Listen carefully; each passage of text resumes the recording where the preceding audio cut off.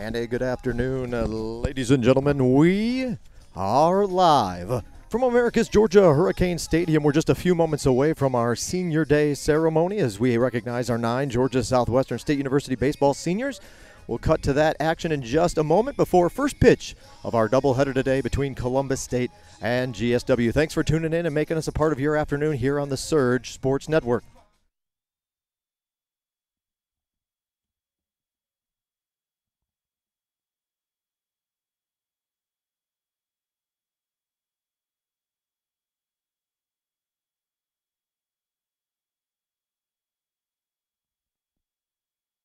And we'll do our best to send the action to the field. Hopefully you'll be able to listen in on today's Senior Day ceremony. If not, first pitch to follow. And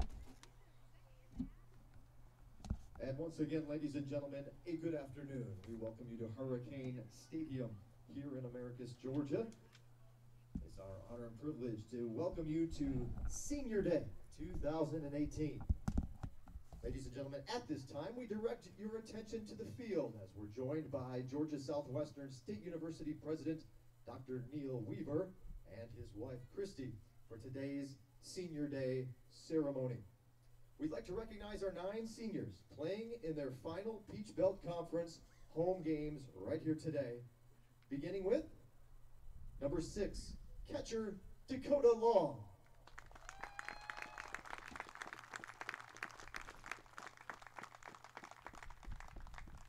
A native of Macon, Georgia, Dakota is a 4-year member of the Hurricane program. He has played in 138 games during his career and tallied 120 hits, which includes 23 doubles and 8 home runs that have led to 75 RBIs. Dakota's breakout game came April 22nd of last season at Georgia College when he went 4 for 5 with a double and a home run. Dakota's an exercise science major with a history minor, and he plans to graduate in the fall of 2018. Today, Dakota is joined on the field by his parents, Bobby and Cindy Long. Ladies and gentlemen, please give one final GSW round of applause for number 6, Dakota Long. Our next senior, number 7, first baseman Jared Jones.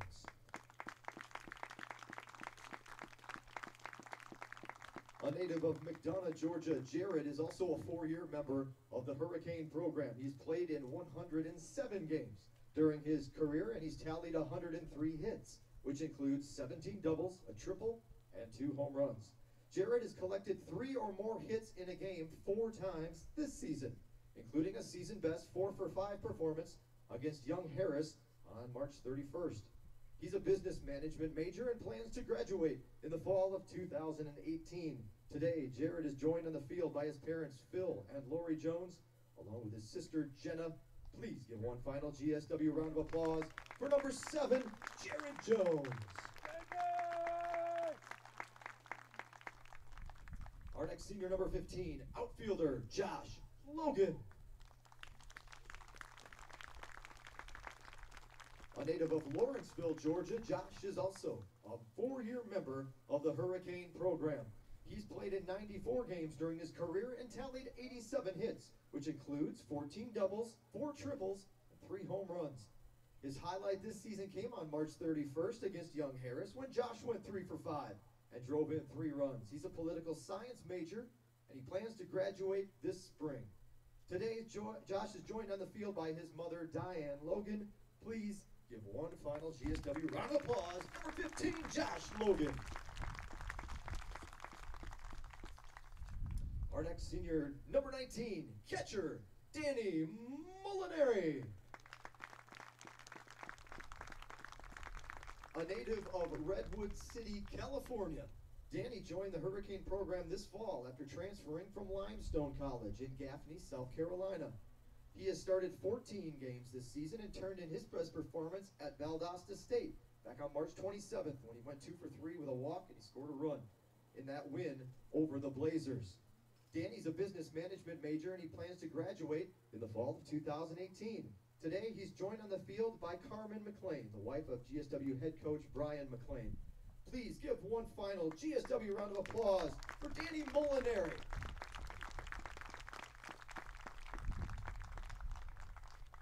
Our next senior, number 21, pitcher Kyle Britt.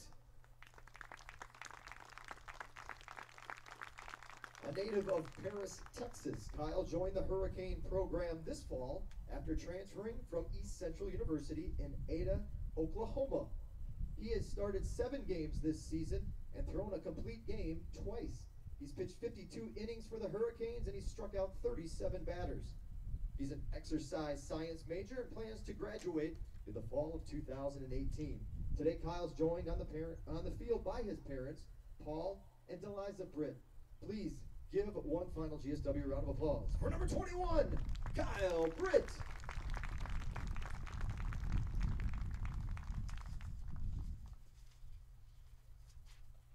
Our next GSW senior, number 25, pitcher Mitch Holloway. A native of Plains, Georgia, Mitch is a 5-year member of the Hurricane program after redshirting his freshman year. He's appeared in 62 games and been called on 12 times to be the GSW starting pitcher, including 7 times right here this season. Mitch has pitched 121 and a third innings, and he's racked up 112 strikeouts. He has 9 wins and 10 saves during his career. Mitch is a special education major with a minor in psychology, and he plans to graduate in the fall of 2018. Today, Mitch is joined on the field by his parents, Clint and Lisa Holloway. Please give one final GSW round of applause for number 25, Mitch Holloway. Our next senior, number 27, pitcher Matt Hubbard.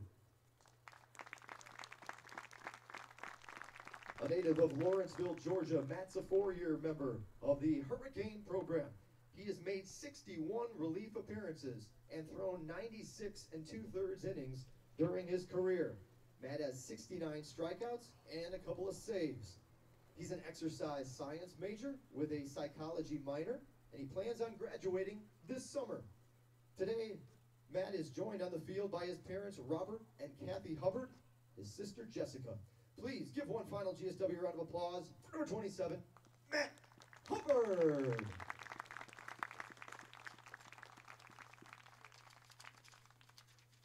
Our next senior, number 33, pitcher Kyle Spinks.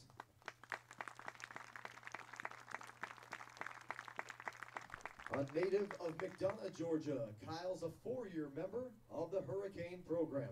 He has appeared in 57 games and been called on 29 times to be the GSW starting pitcher. Kyle has thrown 180 innings during his career, and he has struck out 149 batters. He's an exercise science major, plans to graduate in the fall of 2018. Today, Kyle is joined on the field by his parents, Greg and Tracy Spinks, and his sister, Katie. Please give one final GSW round of applause for number 33, Kyle Spinks.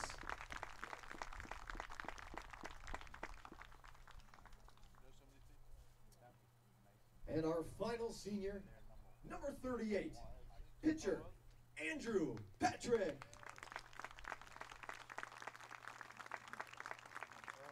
A native of Cartersville, Georgia, Andrew is a 2-year member of the Hurricane pitching staff, transferring to GSW from Limestone College. He's made 24 appearances during his GSW career, including 2 starts, and he's thrown a total of 37 1/3 innings. Andrew's a psychology major with an education minor, and he plans to graduate this spring. Today, he's joined on the field by his father, Robert Patrick. Please give one final GSW round of applause for number 38, Andrew Patrick.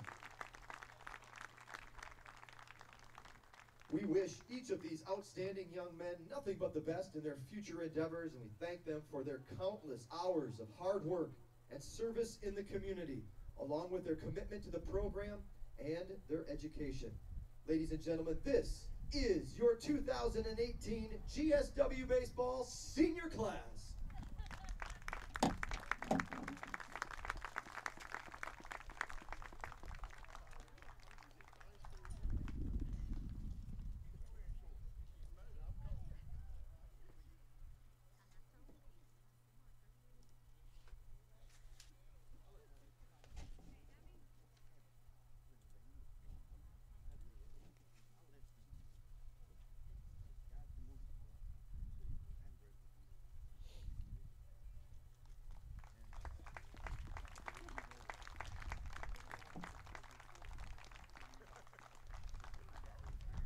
gentlemen, thank you again for being here today. We're just a few moments away from first pitch here on a chilly afternoon in Americus.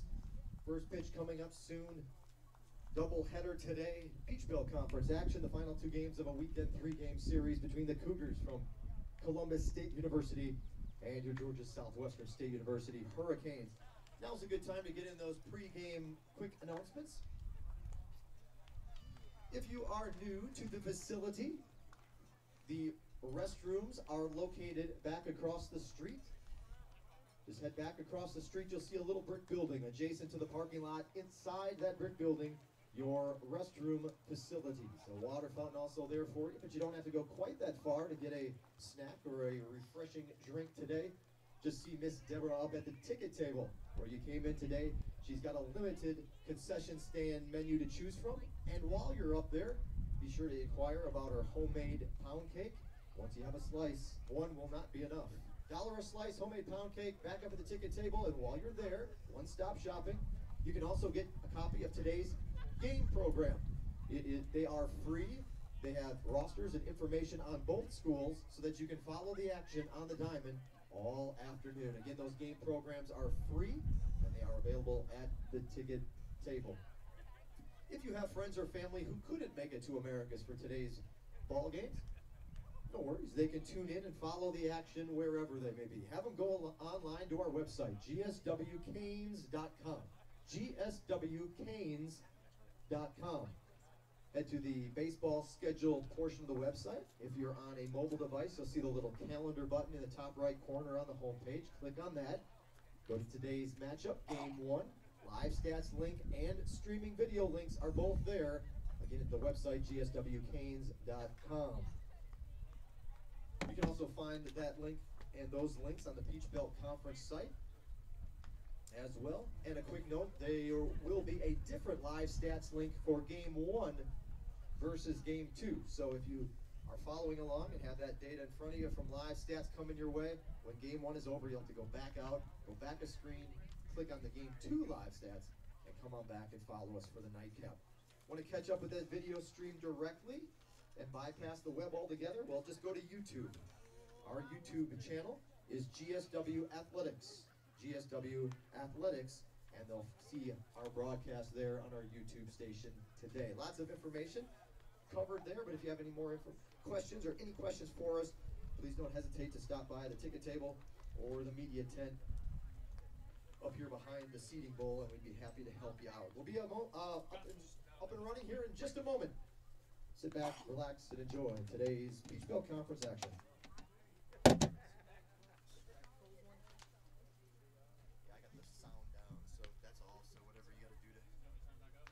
Yeah, if you got a song ready to go, that'll work.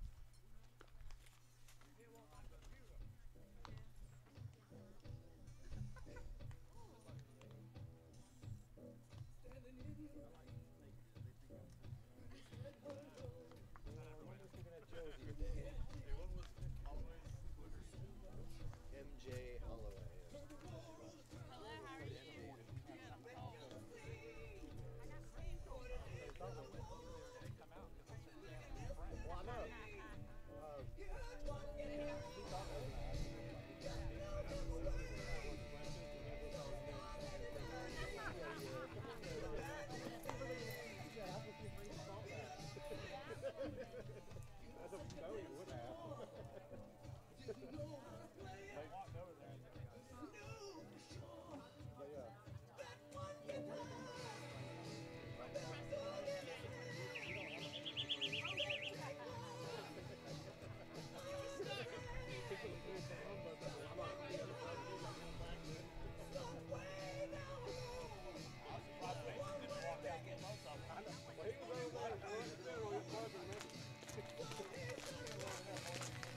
Here we go.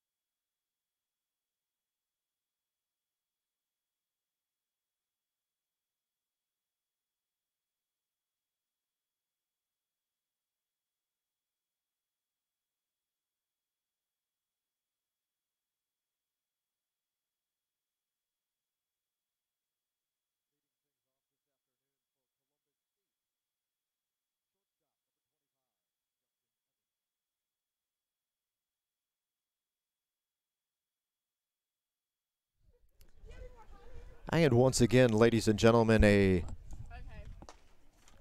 good afternoon to you. We are live from Hurricane Stadium.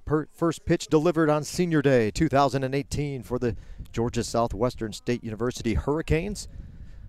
Get you settled in and a little bit of information on the guys playing for you here this afternoon. Leadoff batter for the visiting Cougars from Columbus State University is the shortstop, number 25, Justin Evans.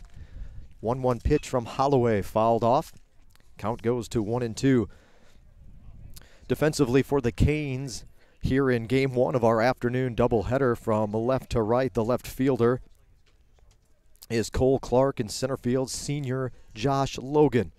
The right fielder's Jonathan Martin. At third base, Bradley Huff. Shortstop, Tyler Skelton. Second baseman, Jason Beta. At first base is a senior, Jared Jones.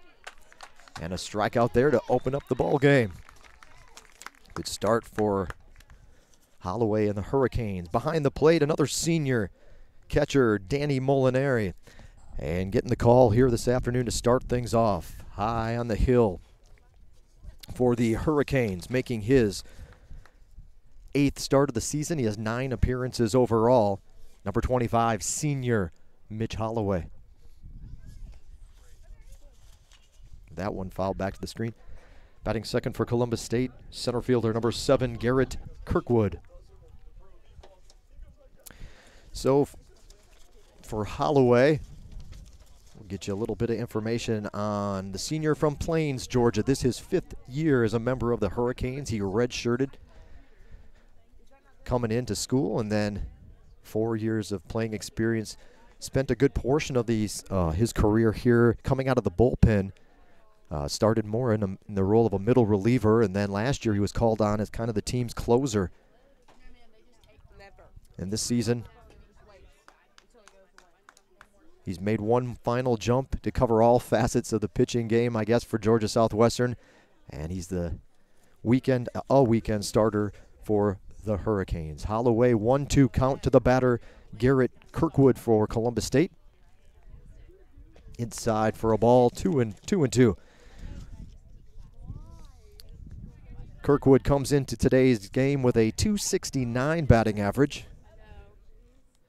A double, 3 home runs. This is 33rd start of the season for our friends up the road in Columbus.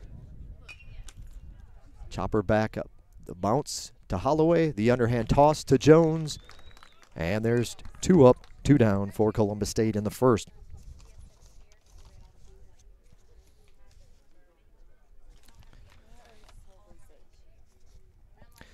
Batting third baseman number 8, Mason McClellan. McClellan, a .297 batting average, 33 starts. This is number 34 on the season, so he has been out there for Columbus State every game this year. As you look, the two teams that give you the quick comparison, Columbus State comes into today's ball game with an overall record of 27-6. The Cougars are 11-4 in Peach Belt Conference action. Georgia Southwestern 6-26 overall. Opposite field line drive's going to one hop to Martin for a base hit, and the Cougars have their first runner of the afternoon, base runner of the afternoon. 2-26 overall, 2-17 in Peach Belt Conference play for GSW. So a 2-out single from McClellan. Wagger the batter, as we'll announce him for the folks in attendance here. Oh, we're a little off. I'm sorry. I got multiple duties today. I apologize. The scoreboard forgot that there's no. I'm missing my scoreboard operator today. We'll get that squared away for you here now as we move along. 2 outs and a runner on first. There you go. As this one, as those following the teams are aware, was supposed to be played yesterday, but rain washed it out. Big cut, 1-1. First baseman number 18, Frank Wager.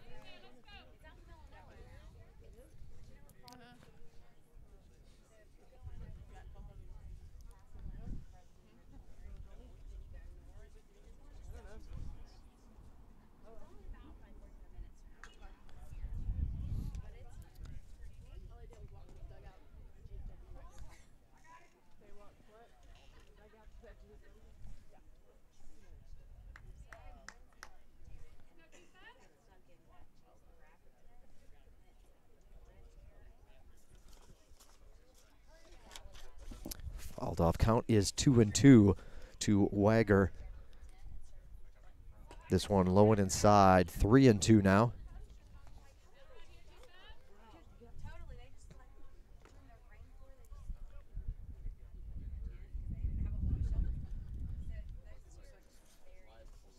Things will come into a close for the Hurricanes here in Americus anyway. This doubleheader today, a midweek game against Tuskegee on Wednesday, and that's it for home cooking. Runner goes on the pitch, swing and a miss, and a strikeout for Holloway, his second of the inning, holding Columbus State scoreless in the first. So good work there. We'll be back. Georgia Southwestern making their way to the dugout to grab the sticks for the first time here this afternoon. We appreciate you tuning in. We'll get that fixed as you're watching Georgia Southwestern State University Baseball Peach Belt Conference action on the Surge Sports Network.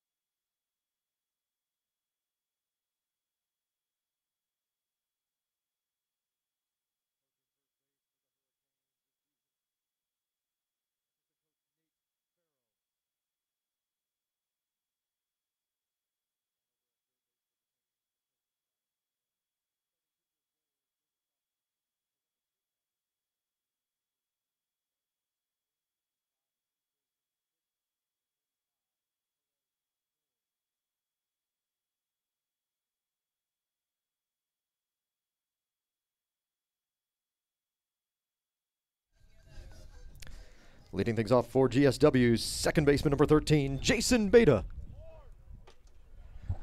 So first pitch into Jason Beta for the Hurricanes. Quick look at Beta's stats coming into the day. 267 batting average, slightly up in Peach Belt at 288. Good on base percentage, 12 walks, 31 strikeouts for the junior Jason Beta. 1-1 pitch there to even the count.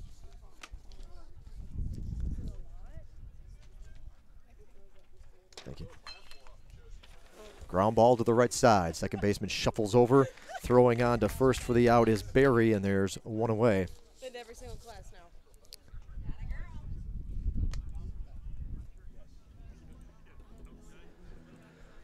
That'll bring up for the Hurricanes one of the seniors, 9 seniors on the roster, 264 batting average for Josh Logan, a little higher in the Peach Belt at 277.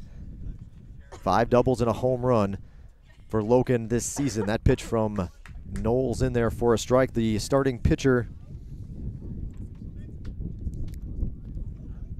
for Columbus State will get you and a ground ball up the middle for a base hit, and Logan starts off his senior day with a single up the middle.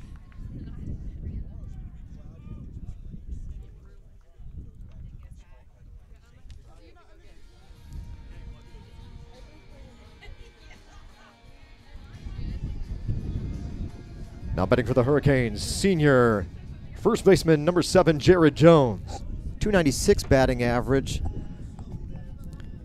23 runs driven in for Jones. That average up over 300 before this series began. He had a little bit of an off day on the opener back on Friday night, and that average now dipping below the 300 mark, but Jones did a good job to get it back over there and was actually leading the team in batting average before it dipped back under. That pitch from Knowles misses the mark, and it's 2-0.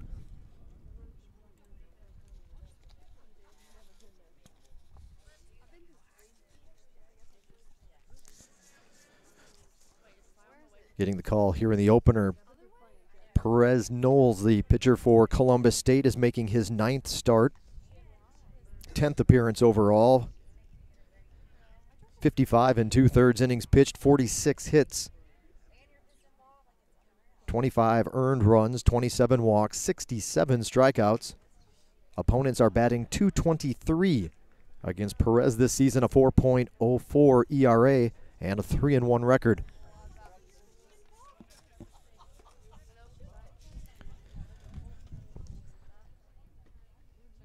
Knowles, a senior himself.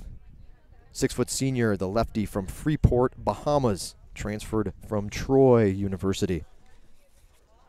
Count has run full to Jones.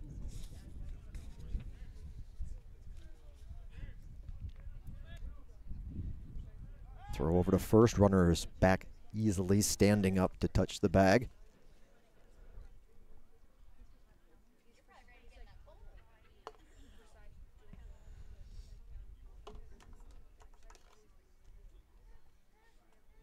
Another throw over, and once again taking one giant step back to the bag is Logan over at first.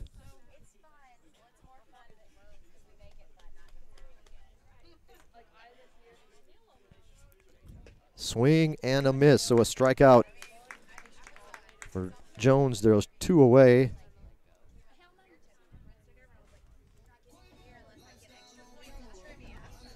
Two outs for the Hurricanes in the first. The next batter, Andy Moore, 288 batting average.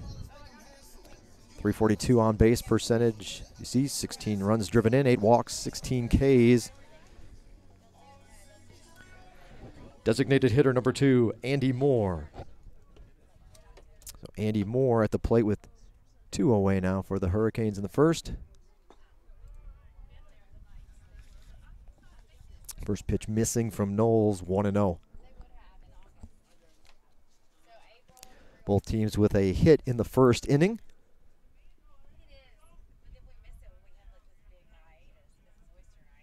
Couple looks over to first. Now he comes in there for a strike. 1-1.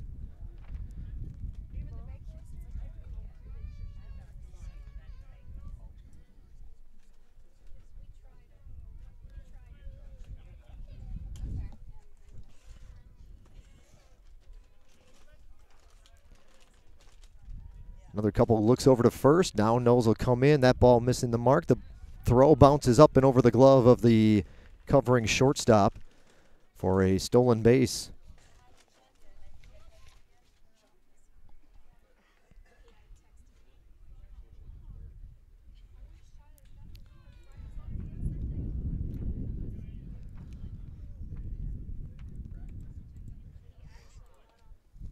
So a runner in scoring position for the Hurricanes in a 2-1 count.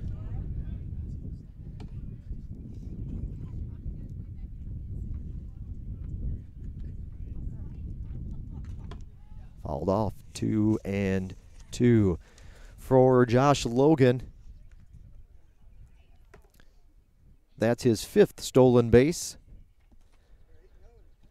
5th stolen base. He's 5 for 8 in stolen base attempts this spring.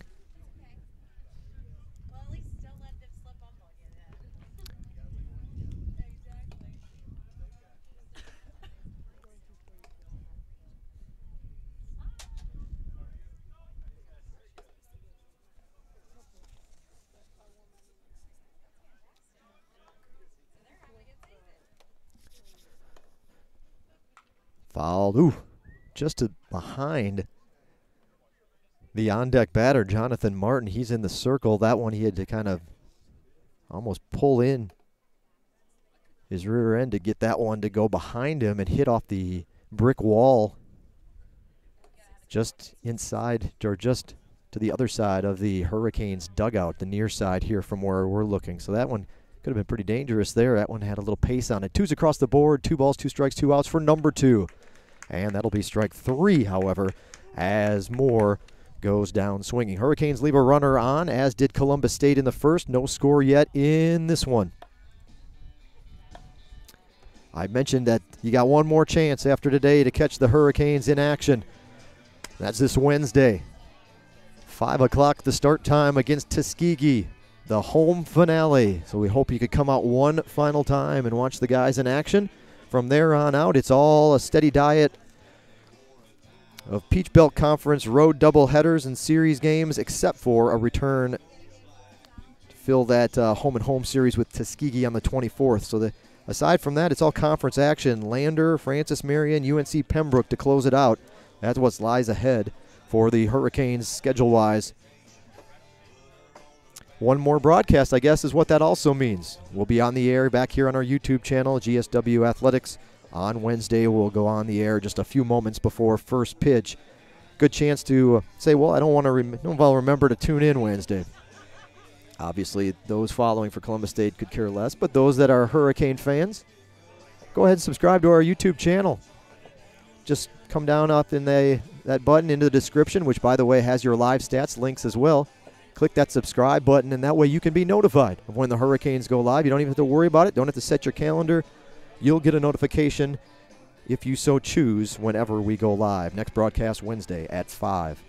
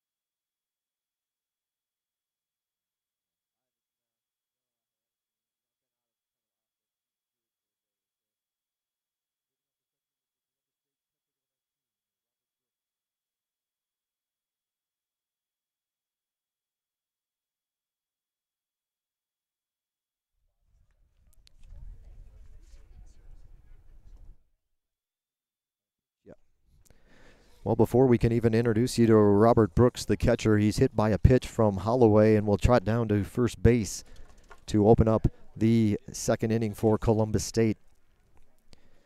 Batting 6th is the second baseman, number 10, Grant Berry. So Grant Berry steps in.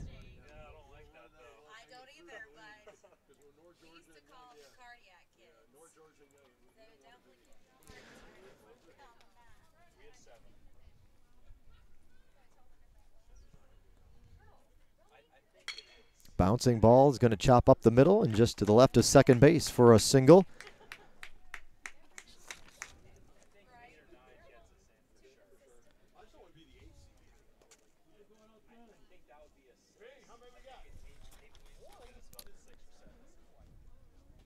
So runners on first and second now to open up the second inning. Left fielder number 22, Austin Farr.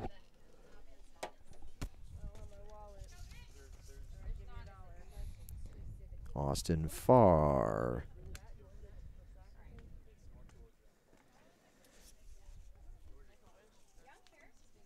Been a good season at the plate for Farr, 348 batting average. This one's going to be trouble. This could be in the gap, and it will be in the gap in left center field. One run is rounded third and coming in, and now they'll send a second. The throw will not be in time. Cut off by Jones. And a stand-up double, a two-run shot for Austin Farr.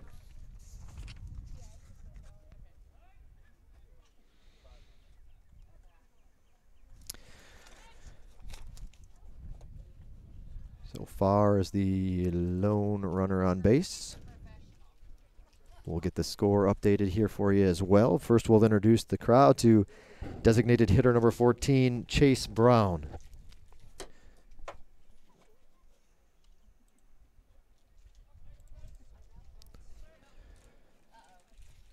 So that two-run double by Farr puts the Cougars in front, and it's all happened yet. Bang, bang, bang to open up the inning. Nobody out. Brown, the number 8 batter in the lineup here today for head coach Greg Appleton. His 21st season at the helm for Columbus State. Evens the count with that strike at 1-1. Mentioned the quick plug for the live stats between innings this last half inning. They're right there in the description of today's YouTube broadcast. Just pull up that description and a link for Game 1. You'll notice there's a different link for Game 2.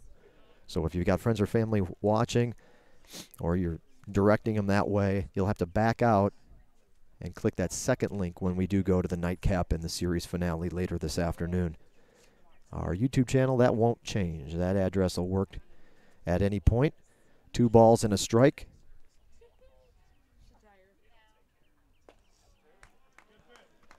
That one just a little low, 3-1. But if you like that real-time data there in front of you, you can have one window open in your browser with the game, or one app open with the game, and another with the live stats to follow your favorite player or team and see how they're doing here this afternoon. 3-1 pitch coming up from Holloway. Yes, sir, in there for a strike, evens up the count, or excuse me, not evens up the count, runs the count full rather to 3-2. For Chase Brown, he leads the team technically with a .447 batting average. This is only his 12th start, 14th appearance or game of the season for Chase, but he has done well at the plate when he has played. Chase is, again, leading the team with a .447 batting average, but he'll go down swinging there for the first out of the inning.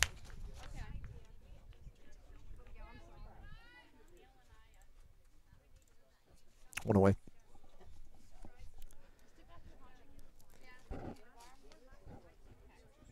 Batting ninth, right fielder number 11, Drew Webb. So the Cougars will make their way through the batting order during here in the second inning. Not all in the second, but for the game, they've made their way now through the batting order with Webb up. First pitch to Webb in there for a strike. Drew Webb, 30th start of the season for him, .284 batting average, 4 doubles, 2 triples, 2 home runs, 13 runs driven in.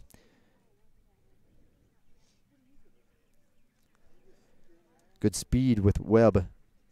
He's got 9 stolen bases, which ranks 3rd on the team.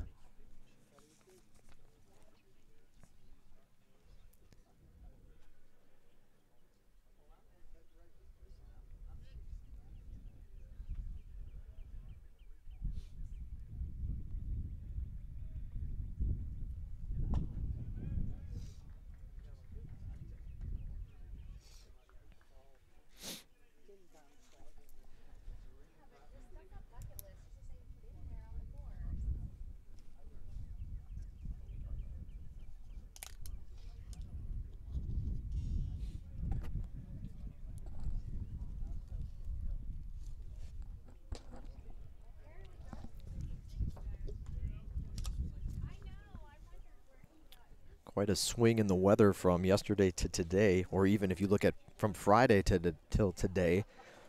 Friday night for the opener in the series, beautiful temperatures, upper 70s, sunshine, excellent weather at the ballpark on Friday. Then you look at Saturday, and it was kind of gloomy, overcast, patches of rain throughout the day. This will be a base hit to right field. One hops to Martin. They'll hold the runner up at third, however, but the throw comes home. They'll get him going to second base.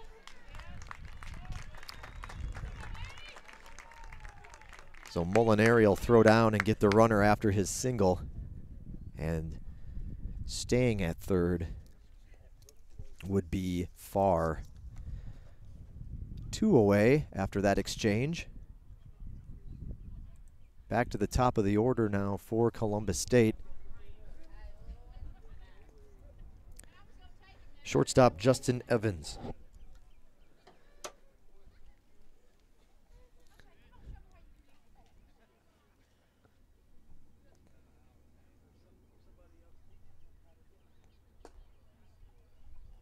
So as you're watching the camera back and forth on that action, hopefully you got to see everything all right. But if not, again, it was a base hit to right. One hop to Martin. The throw came home. It looked like Jones was going to cut it off, but he let it go into Molinari. The runner was held at third all along and trying to stretch and catch the Hurricanes napping. The runner breaks for second and is caught easily at the bag. The throw high from Skelton. The tag applied to Jones on the runner. Evans will go out on the 6-3 ground out. And that'll be it to end the second inning. Cougars do get a pair. They have 2 runs, 4 hits in the ball game. Georgia Southwestern coming up in the bottom half of the inning when we return. Thanks for tuning in today. You're watching Georgia Southwestern State University baseball, Peach Belt Conference action on the Surge Sports Network.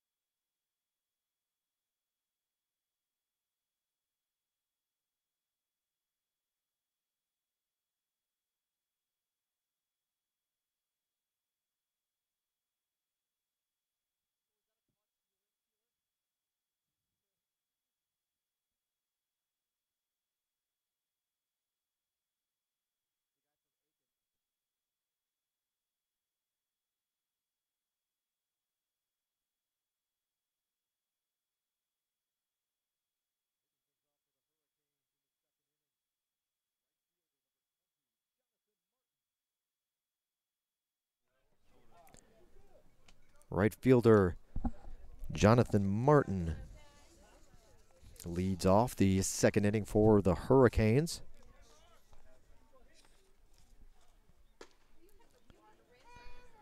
Big cut, swing and a miss.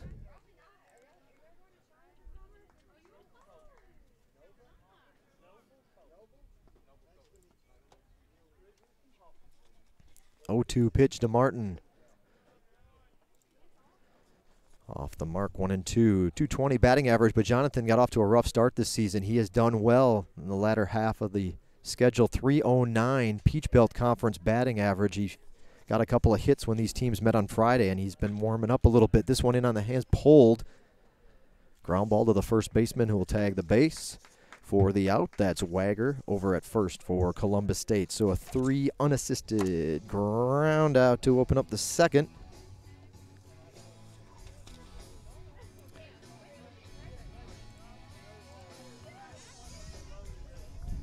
One away for the Hurricanes to open up the second.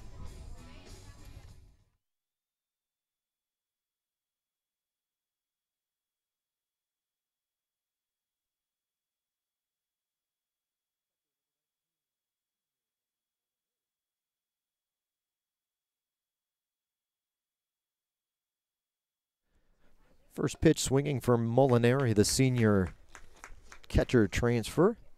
Transferred into GSW to play his senior season. A ground out to short. Quickly, 2 outs in the inning for the Hurricanes. 2 away. At the plate is the shortstop, number 1, Tyler Skelton.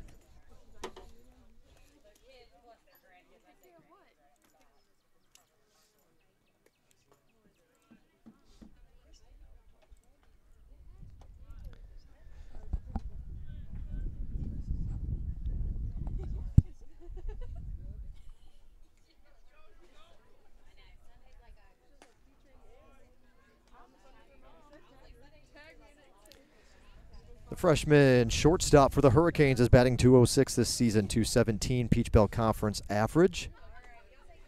4 walks, 14 strikeouts for Skelton. That one a ball as well, and it's been 3 straight out of the zone to open up this at bat for Tyler Skelton. Hurricanes looking to get a base runner here with 2 outs in the second. In there for a strike. 3-1.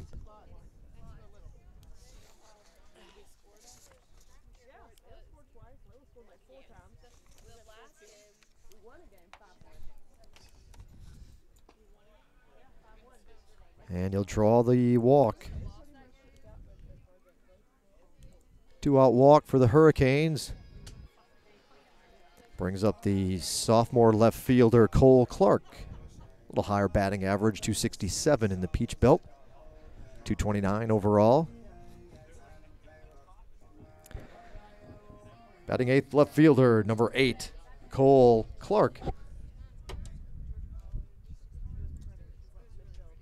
So the Hurricanes with a 2-out walk, put the base runner on.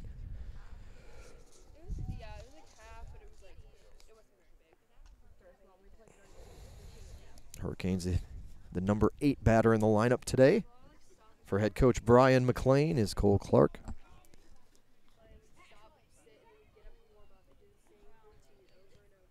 Another throw over, 2 steps back to the bag, and Clark is there.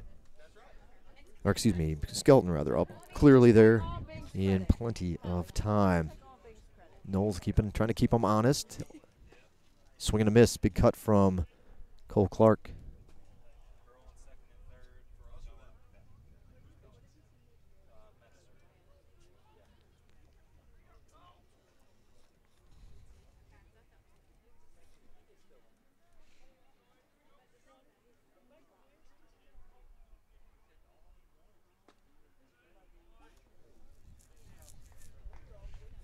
Two strikes on Cole Clark now.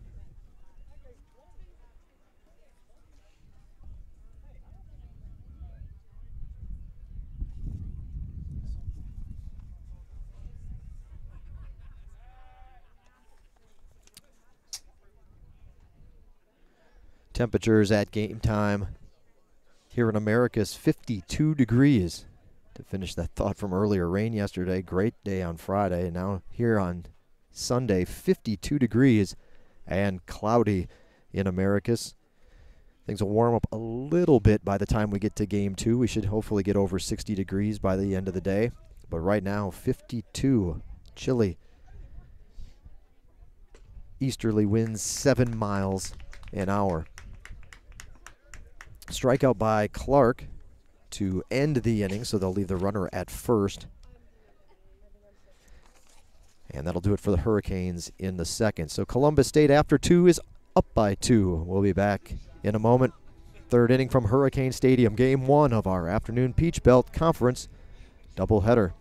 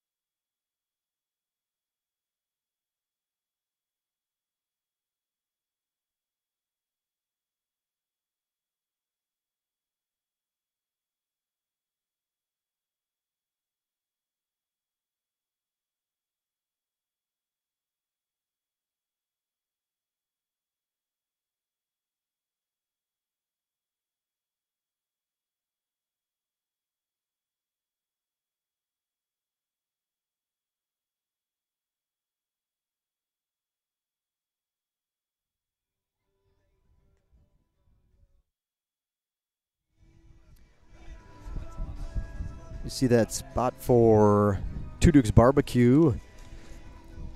Only in Americus can you find Two Dukes Barbecue. Jay and his wife run a award-winning and serve an award-winning barbecue. They're just about a block away from campus on Tripp Street.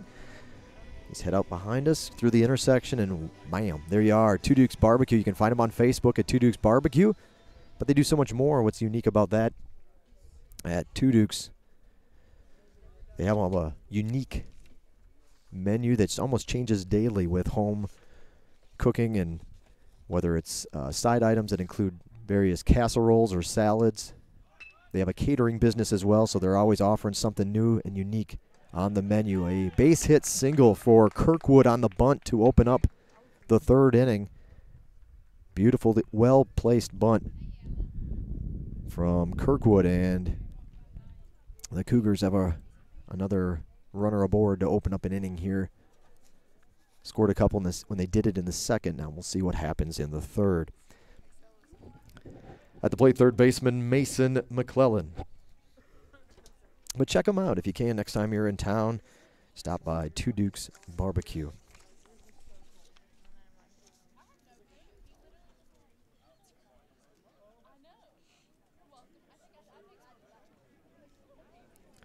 McClellan single to right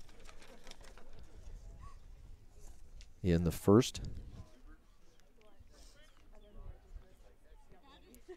Throw over to first, runner dives in, but the throw, no tag even applied by Jones as he just flings it right back to Holloway.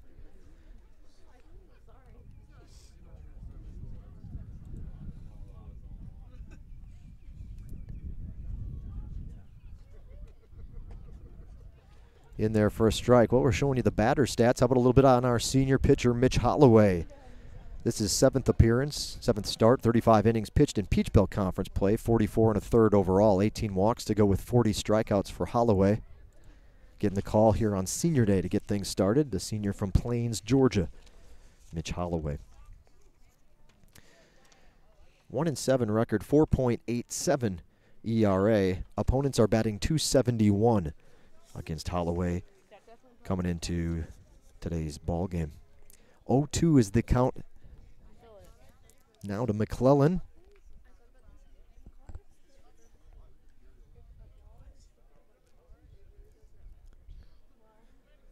Columbus State with 5 hits in the ball game.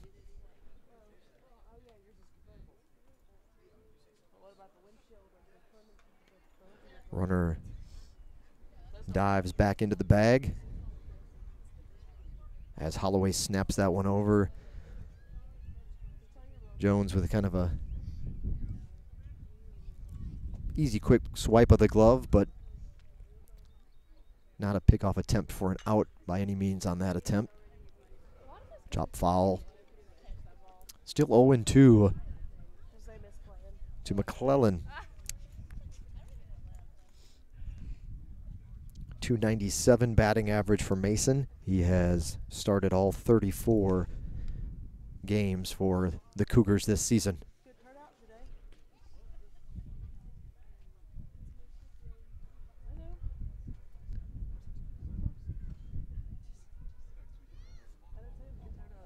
That one bounces. Well, it bounces twice. Runner safe back at first.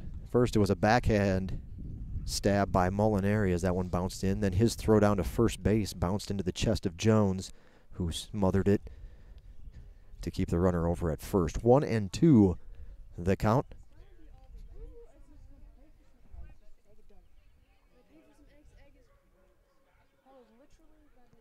Swing and a miss.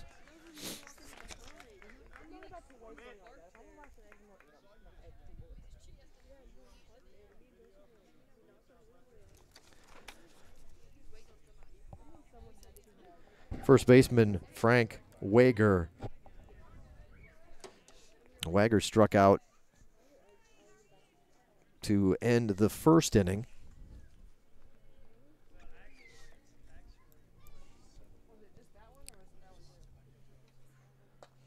Inside, ball 1.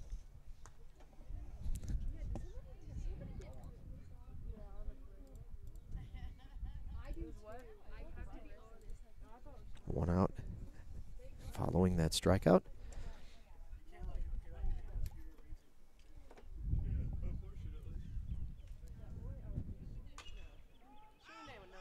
Foul ball.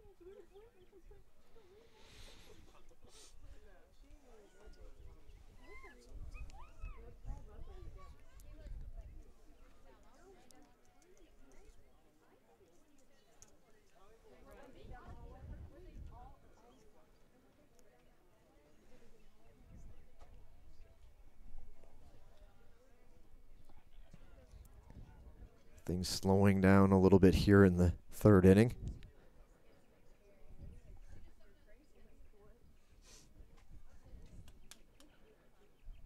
Another throw to first, diving in safely. A swipe tag, not in time.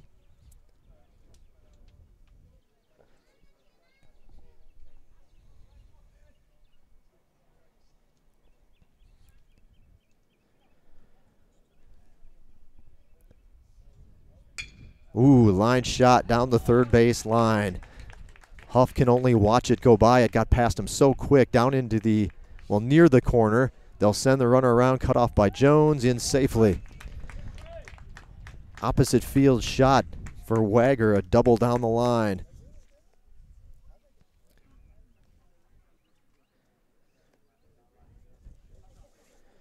And another run in. Wagger will be at third, or excuse me, second with the stand-up double. Oh, there he goes. He goes over to second, and it's a 3-0 game. Catcher Robert Brooks. Brooks was hit by a pitch to open up the second inning.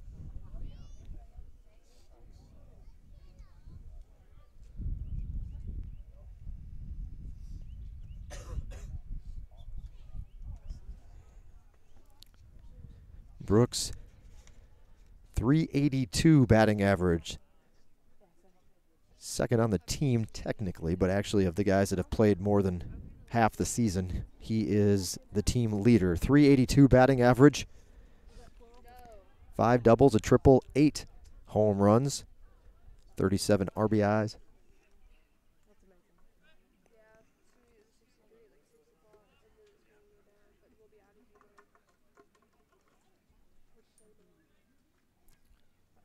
$14 walks, 14 strikeouts.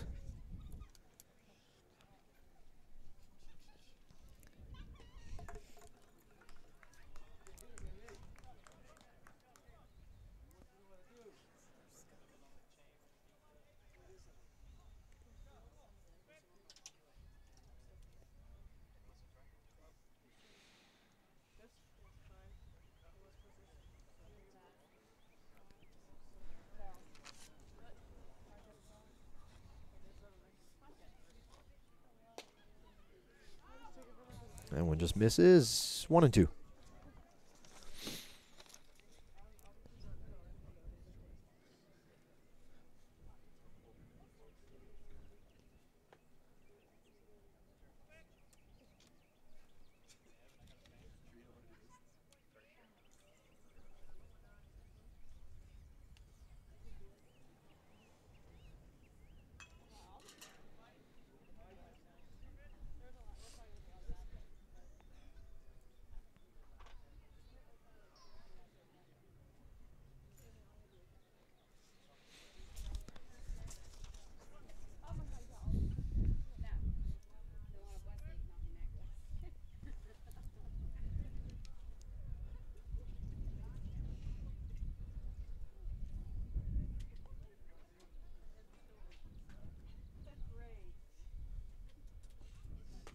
That one upstairs evens the count at 2-2.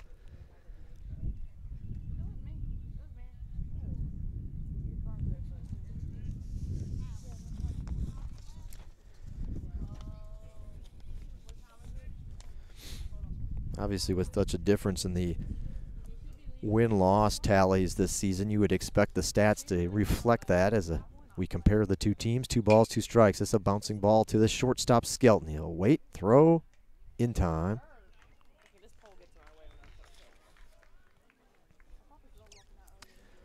Runner stays put at second.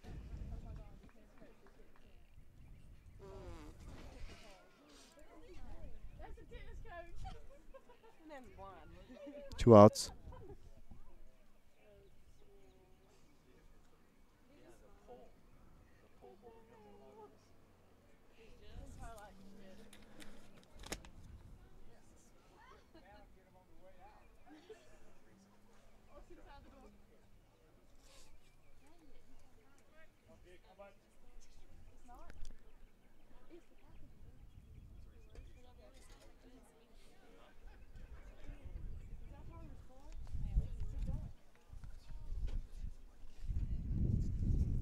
That's the first pitch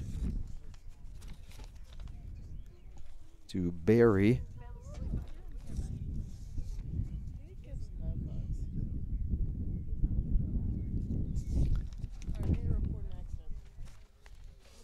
Two away. 0-1 pitch coming from Holloway. Line drive into left field. That'll be in there for a base hit. RBI single for Grant Barry.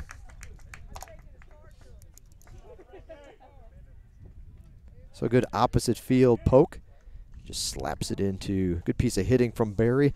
He's 2 for 2 in the game. Columbus State up now with the batter is left fielder Austin Farr. We'll get the base runners back in order here for you.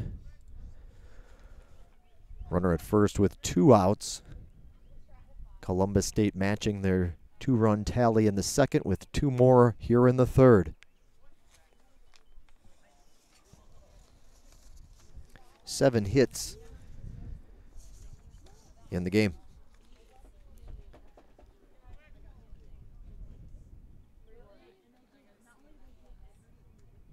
Runner going. Throw down from Molinari. Not quite in time.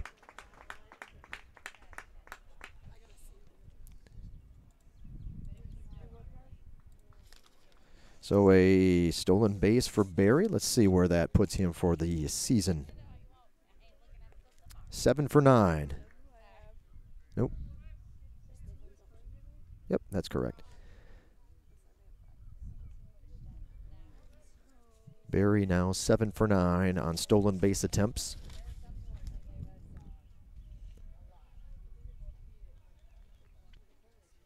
Big swing and a miss. 1-2.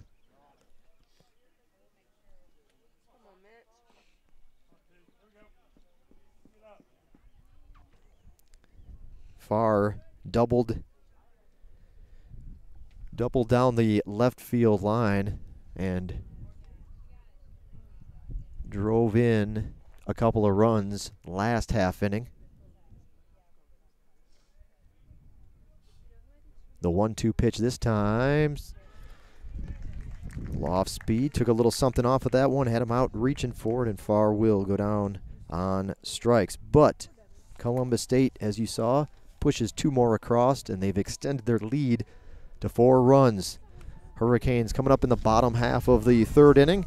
It'll be Huff, Beta, and Logan, 9, 1, and 2 in the order when we return.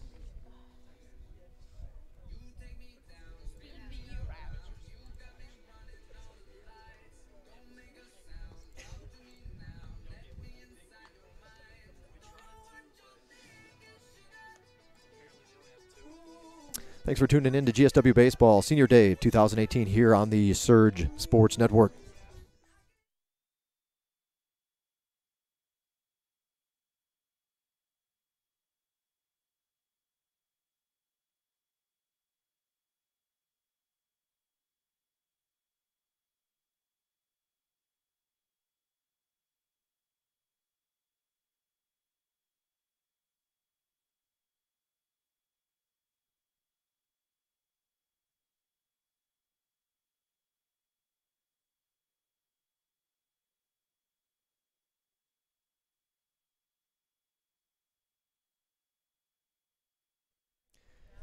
And fans, you can follow the Hurricanes not only on YouTube, but catch us up on Twitter, GSW Athletics. Leading off the third inning for the Hurricanes, third baseman number 10, Bradley Huff.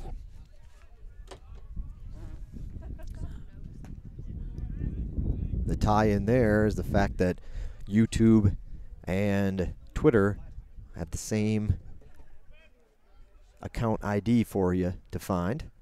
GSW Athletics on Twitter and YouTube.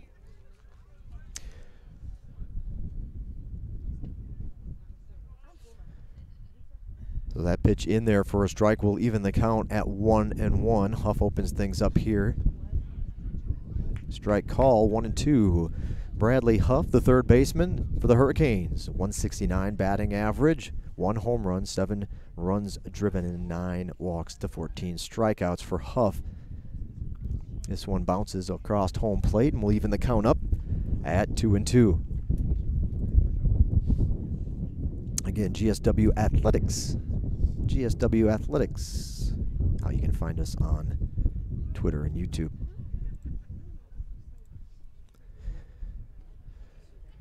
So a quick discussion up on the hill. Now we'll head back to play as Brooks makes his way back behind home plate.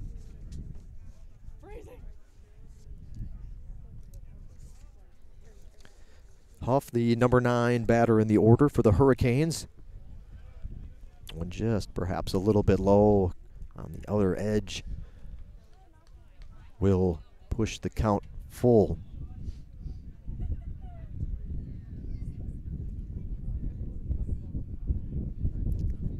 Swing and a miss. Strikeout swinging by Huff, the 4th GSW batter in the first time through the order to go down on strikes.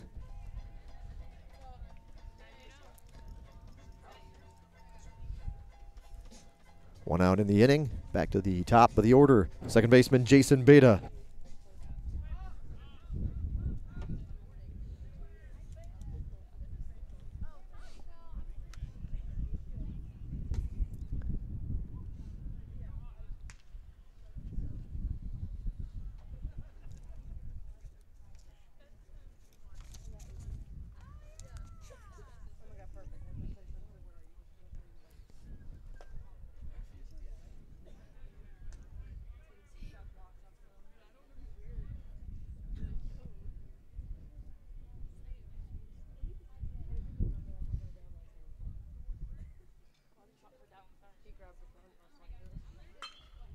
This ball hit hard to left field.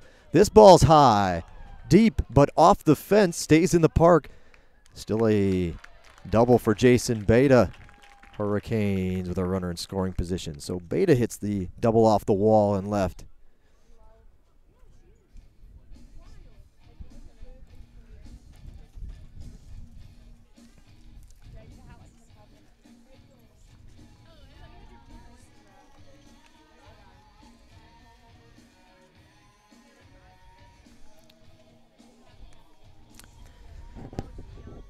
Center fielder Josh Logan.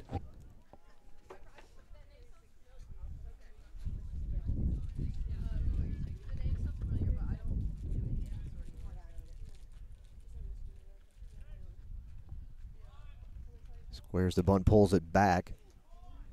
Down in the dirt for a ball.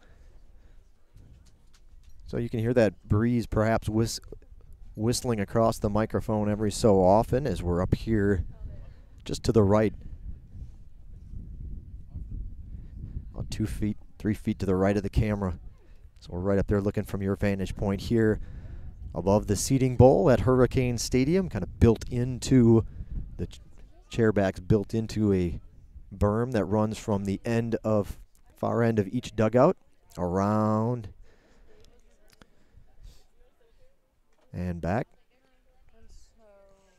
A little grassy area just beyond the seating bowl down both sides, where folks will set up their chairs or blankets if the weather was a little nicer. Today, I mentioned the 7-mile-an-hour winds officially registered at that time, but the flag moving basically from left to right across the field. Ground ball to the second baseman.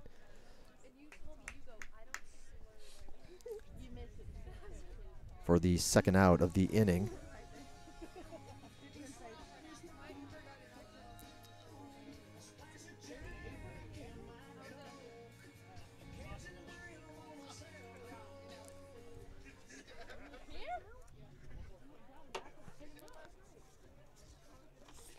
Beta over at third as he moves over on the ground out.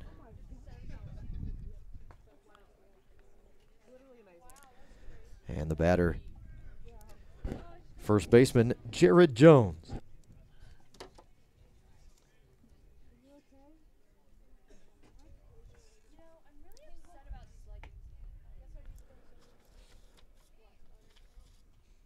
Ground ball. This should be through. Diving the slide. Are they going to get Jones? Oh, no.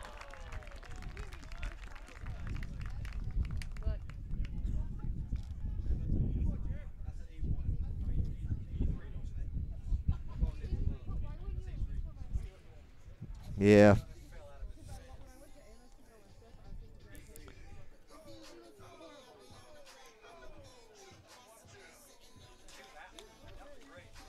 Heck of a play by the shortstop.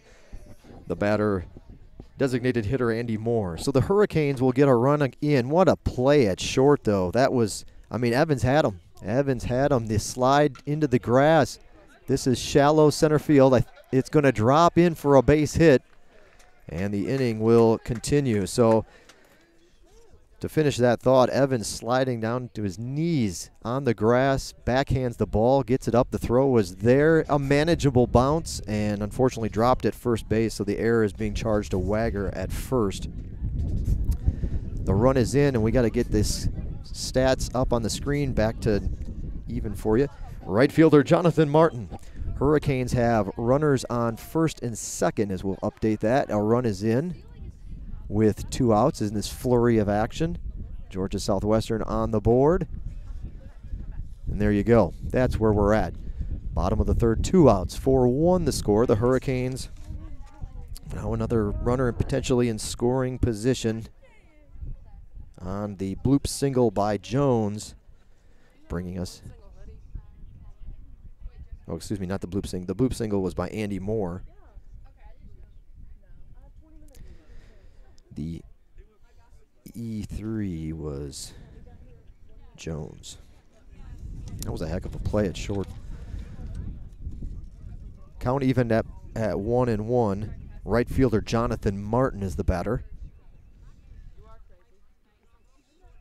Hurricanes have 3 hits. Reaching for that one.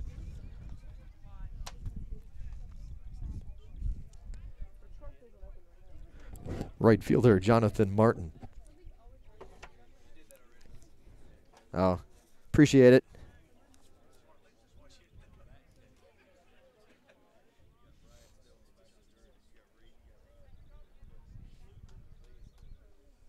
One ball, 2 strikes, and a swing and a miss. So Martin will go down swinging to end the 3rd inning. The Hurricanes do get 1 run back, but they've got a few more to go.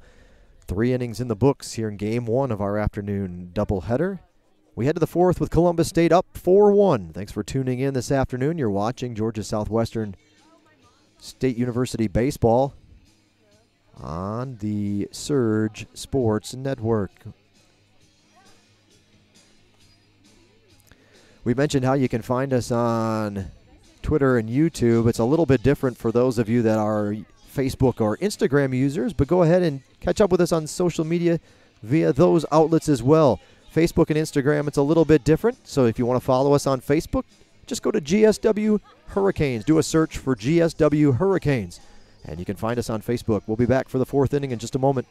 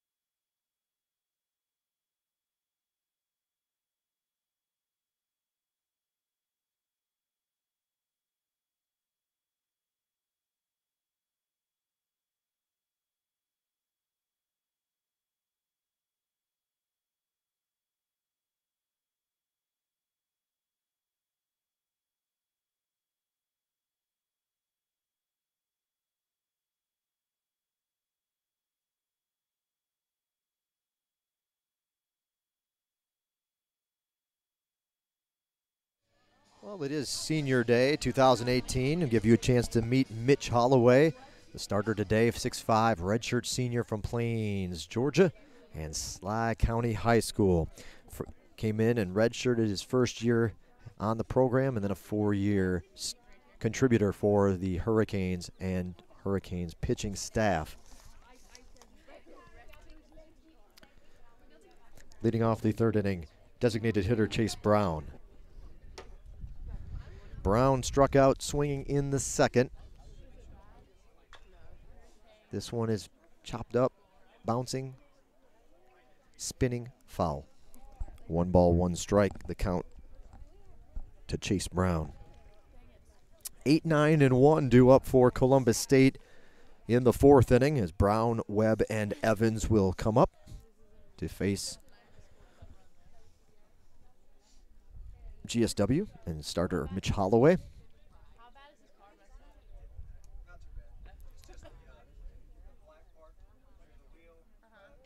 1-1. Outer edge for a strike. 1 ball and 2 strikes.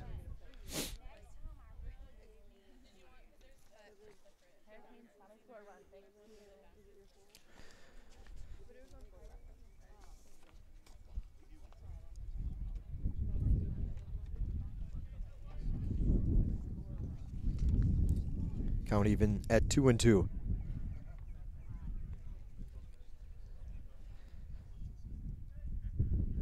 Well, the 4th inning hasn't been very kind to GSW pitching this season. 2-2 pitch. Struck him out. Brown goes down looking. It's the second time he's struck out in the game. This time it's to open up the 4th. So Holloway has struck out the last 2 batters he's faced if you go back to the end of last inning. And now he'll get a look at right fielder Drew Webb. Webb singled to right field in the second. But the Hurricanes have allowed opponents to score 32 runs in the 4th inning this season. That's second highest, only to be trumped by the next inning with 36. So 4th and 5th innings have not been good to GSW pitching. We'll see what Holloway can do if he can break that trend here in game 1.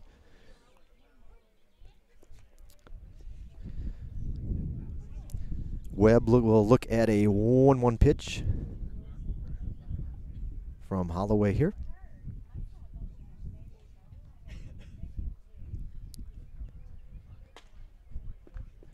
Swing and a miss. 1-2.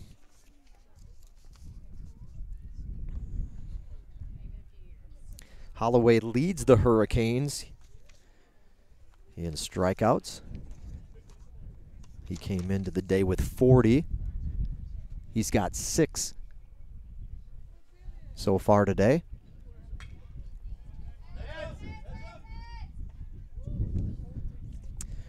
That one a little close to the GSW tennis team. The foul ball back up and over the screen. Even cleared the fence and just cleared the fence where the tennis team was huddled up as they're getting ready to practice. Right behind us. And that one was just a few feet away from hitting somebody. They did at least heed the advice on the heads up in the dirt. The throwdown, I don't know if it'll get there in time. It won't. It goes into the outfield, but Martin's backing it up. So another strikeout for Holloway is 7th in the game, but the batter will reach base as that one he went after was in the dirt. 3 consecutive strikeouts for Mitch Holloway.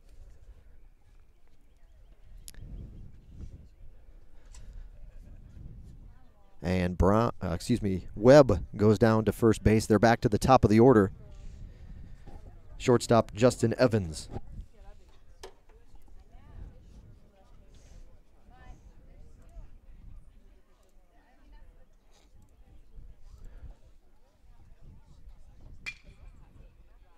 Perhaps the Hurricanes can turn to 6-4-3. And, in fact, that was an inning-ending double play as we had the outs wrong on the screen for you. 6-4-3, Two Dukes barbecue. Two Dukes double play turned by the Hurricanes to end the 4th. Well, Holloway did his job. He shuts down the Cougars in the fourth. And now it's up to his teammates to see if they can chip away at this 3-run deficit when we come back for the bottom half of the fourth inning from Hurricane Stadium. Well, with a Two Dukes double play to end the game. Two Dukes always a sponsor of our double plays turned at home. We'll give them another shout out between innings here. We'll be back in a moment. Check them out, Two Dukes Barbecue.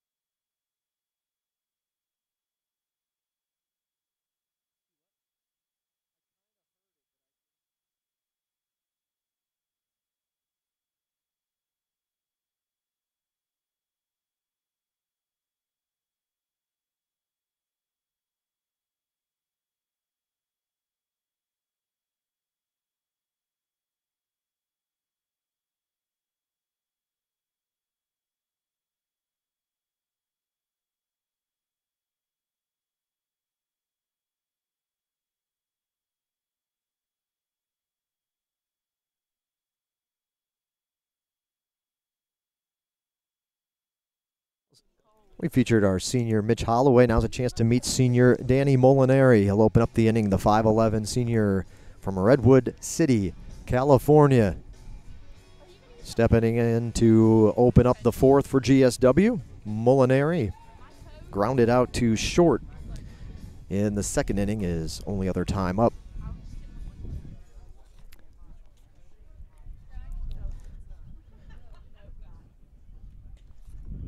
Leading off the fourth inning for the Hurricanes, catcher Danny Molinari. First pitch in there for a strike to Molinari.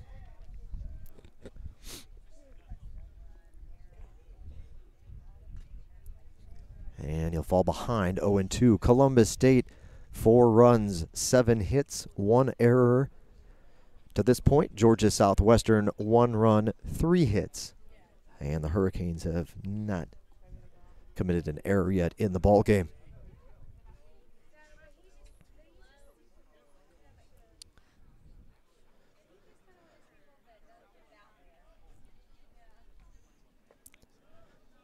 That one low. Count 1-2.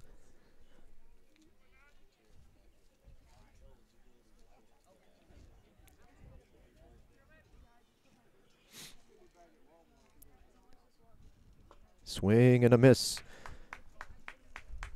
And Molinari strikes out to open up the inning here in the fourth.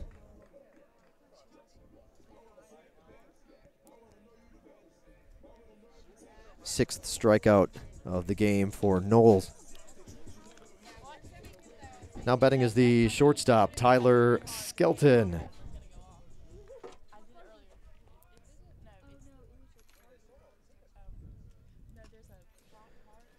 So 1 away in the inning for Skelton.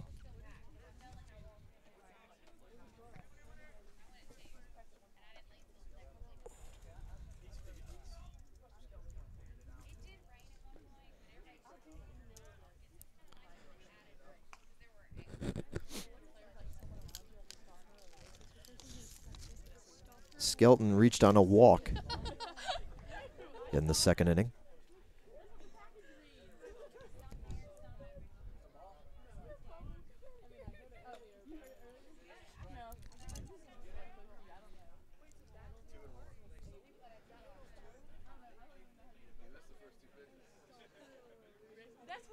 Two balls, 1 strike.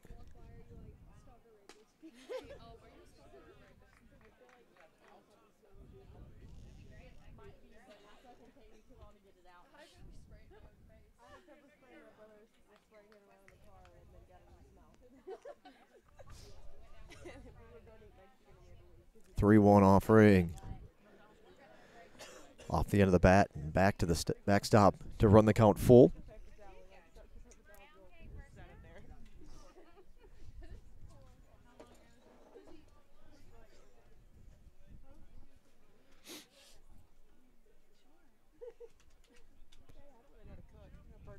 Kicking the pitch. Evans with a good arm will make that throw in plenty of time. Actually got to see Evans pitch in game one out of the bullpen.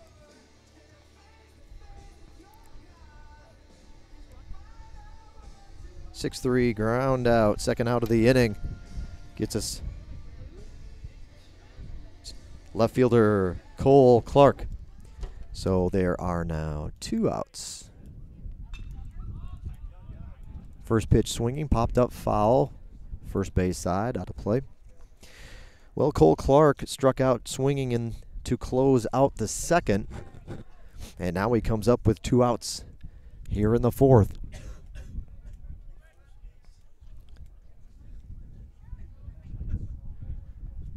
Knowles has been very efficient as he comes in with only 56 pitches.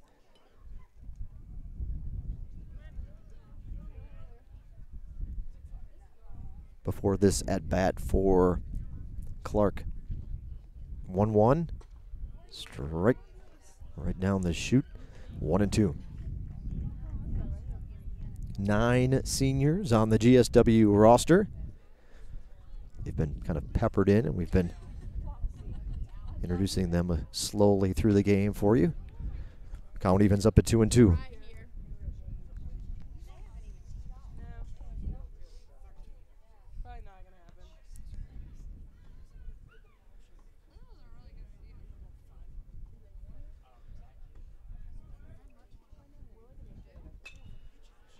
Popped up over the Columbus State dugout on the first base side.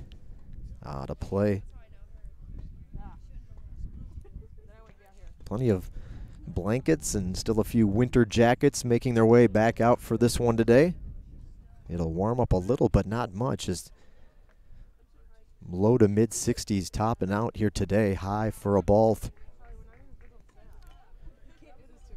3-2. Count runs full.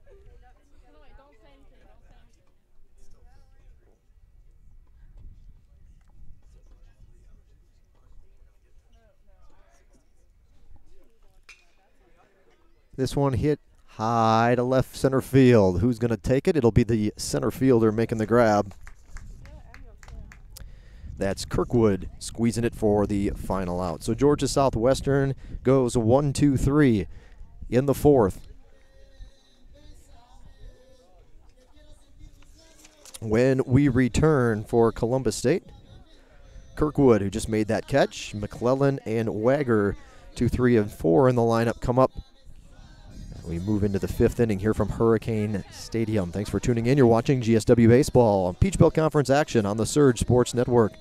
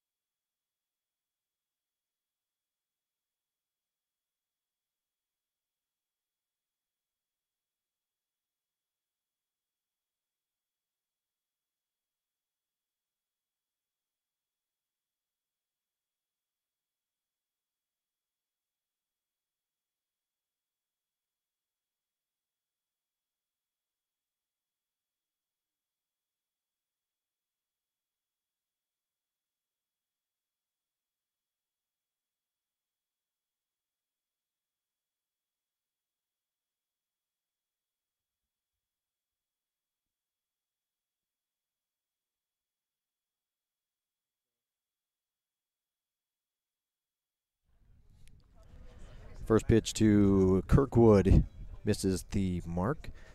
the center fielder. 1 for 2. He reached base by a beautiful looking bunt his last time up. This one he'll just line into right center field for a single. 2 hits in the game. He's not going to stop there. Motoring into second. And a good heads up base running from Kirkwood as that one got to the outfielders a little too slowly. Turns the Jets on and stretches that single into a double. So 2 for 3 in the game with a double now for Kirkwood. Third baseman Mason McClellan.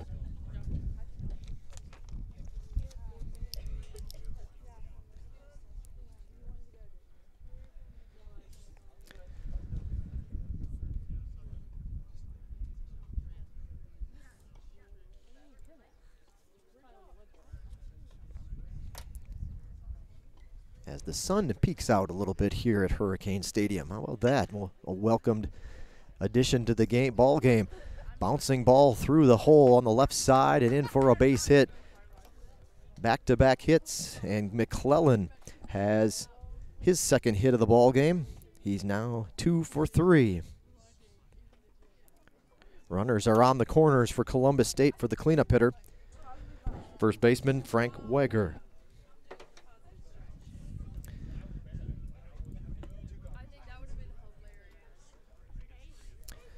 Well, the Cougars threatening to stretch their lead here. They've got 9 hits now in the ball game. They've opened up the 5th with back-to-back hits. You've got runners on the corners. First pitch to Wagger is a ball. Last time up, he doubled down the left field line. A line drive. That drove in a run. That one in there for a strike to even the count at 1-1.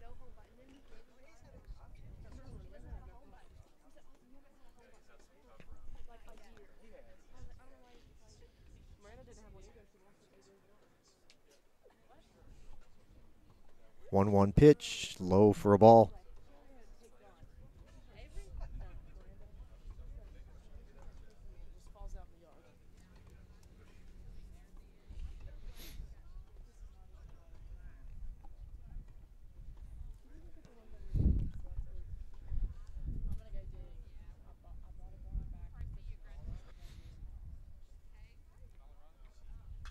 Popped up behind home plate, up over the screen and out of play.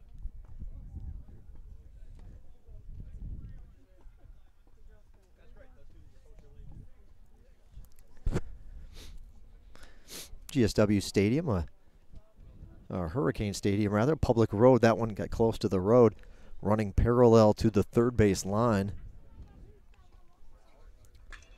Reaches for that 2-2 pitch, high pop-up, shallow left field. Cole Clark now moving in.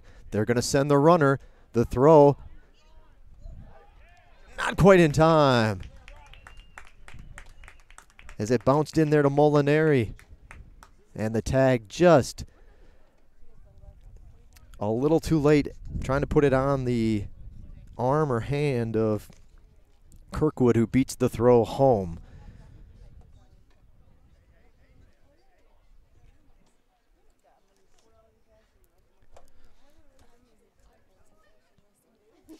Catcher Robert Brooks. So there's 1 out in the inning. Runner at third. There you go. And the score now 5-1 in favor of Columbus State.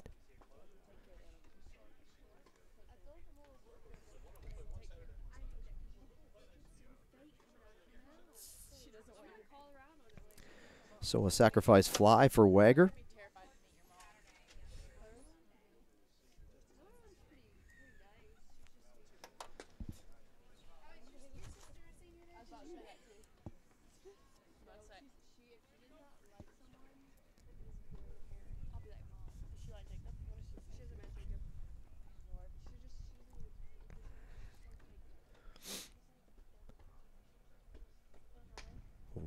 That fastball upstairs, 2-1.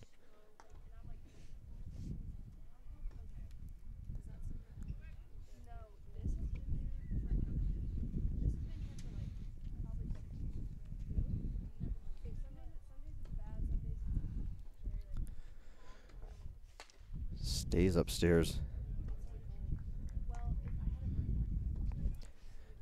3-1.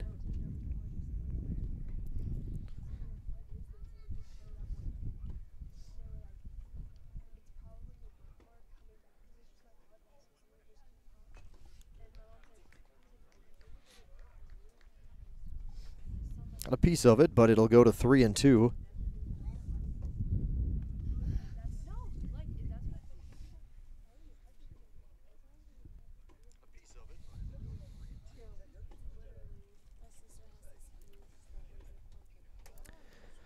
Full count. The pitch, swing and a miss. That's strikeout number 8 for Holloway.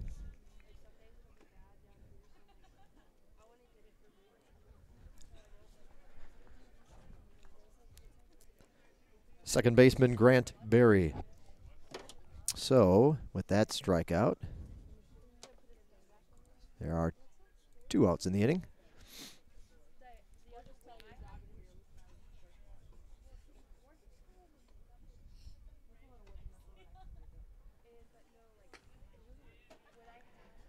Inner edge of the plate for a strike to Berry. Berry is 2 for 2 in the game.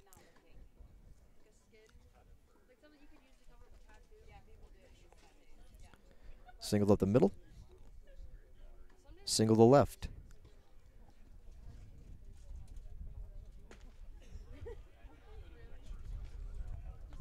Called strike. 0-2 pitch coming.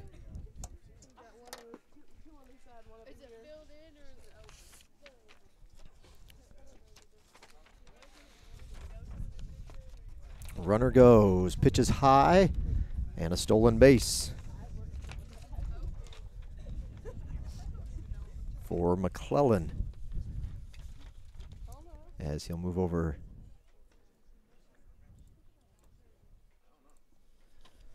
Stolen base for McClellan. That for him will be his first stolen base of the season. In fact, it is. First stolen base of the year for McClellan. Chopper foul over the third base coach's head and down into the GSW bullpen.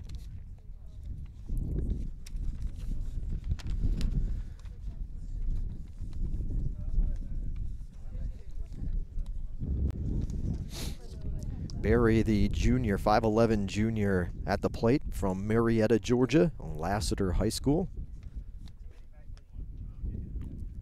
to face the Holloway with a 1-2 count here. Swing and a miss. So for Holloway, well, that's strikeout number 9. They're up there swinging on him here in this one. A couple of strikeouts to end the inning. Brooks and Berry go down to close out the 5th.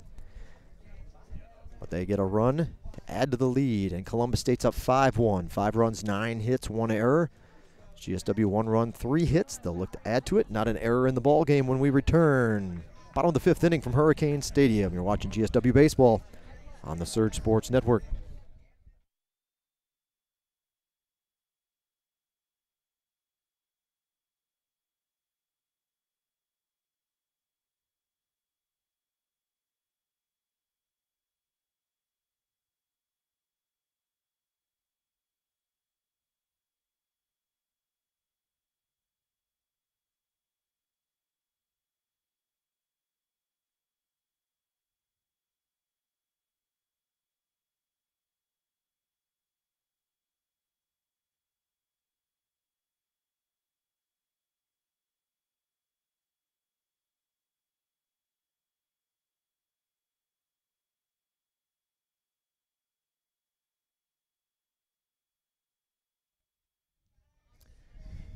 Roman Oven Pizzeria. Only in Americus can you find the Roman Oven and get that pizza buffet. Well known for their pizza buffet. All kinds of different topping options. The dessert bar, the salads, amazing. Check them out, romanoven.com. As we resume play here, and it'll be Bradley Huff as we'll announce it here. Third baseman number 10, Bradley Huff leading off the 5th for the Hurricanes.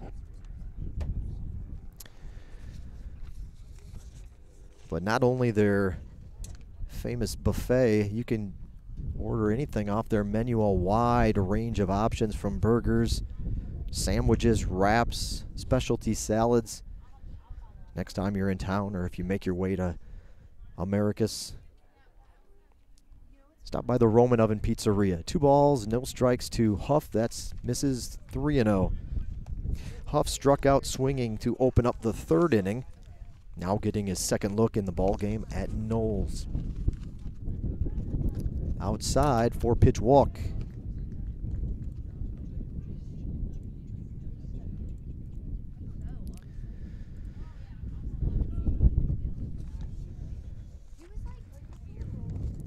Now batting second baseman Jason Beta.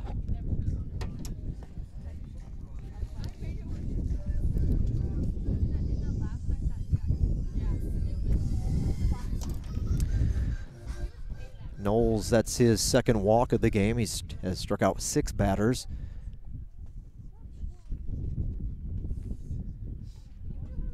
First pitch to Beta, a little bit upstairs for a ball.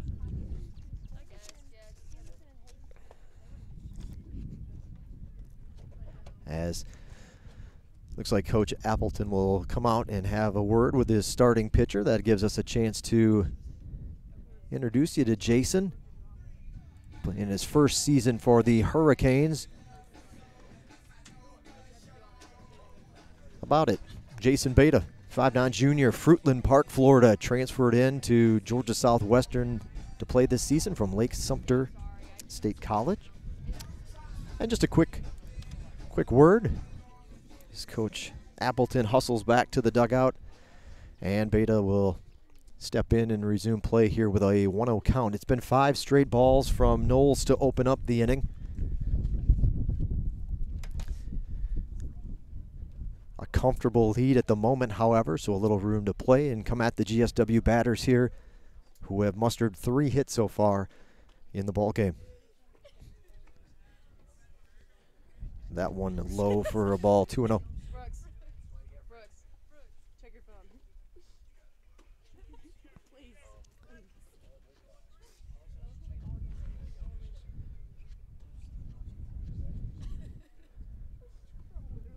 This one bounces over home plate. It'll allow Huff, who has pretty decent speed, to get down to first. The throw is still interesting, but he slides in before the tag can be made. So moving over to second on the wild pitch.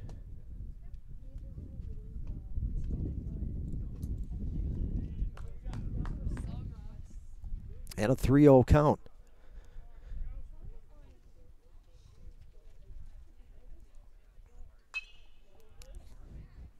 Beta has the green light, goes after it, and fouls it off out of play, first base side.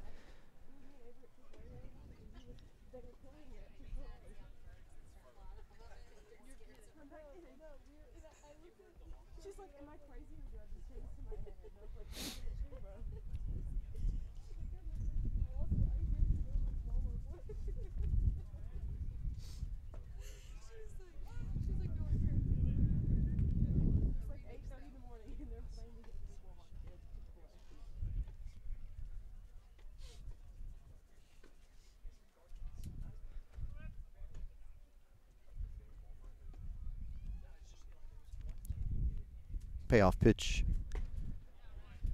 Got it. Swing and a miss.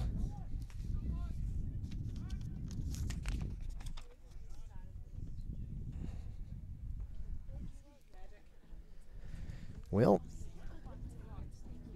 3-0 count, comes back to get him out. And that'll lead us to another chance to introduce you to one of our seniors from Lawrenceville, Georgia, Mountain View High School. 6'1", Josh Logan.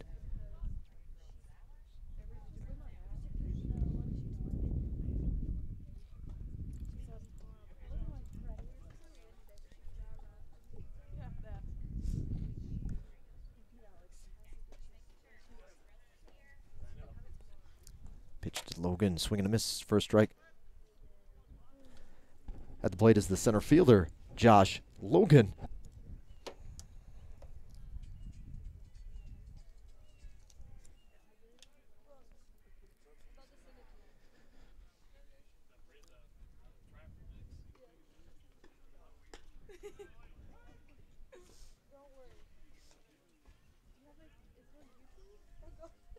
Outer edge for a strike.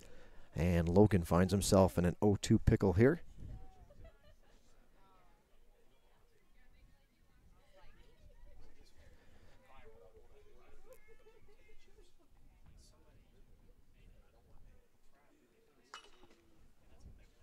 Fights off the 0-2 pitch, foul ball, line drive over the Columbus State dugout.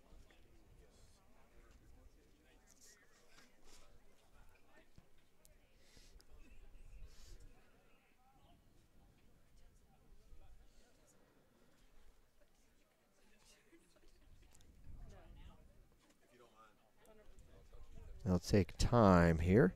Time called.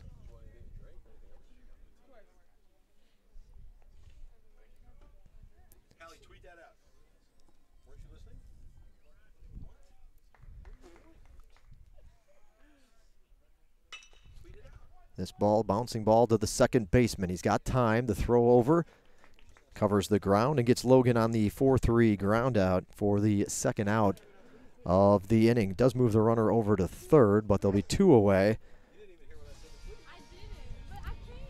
First baseman Jared Jones. So over to third goes the runner. 2 outs. And Jared Jones, one of our seniors, steps in.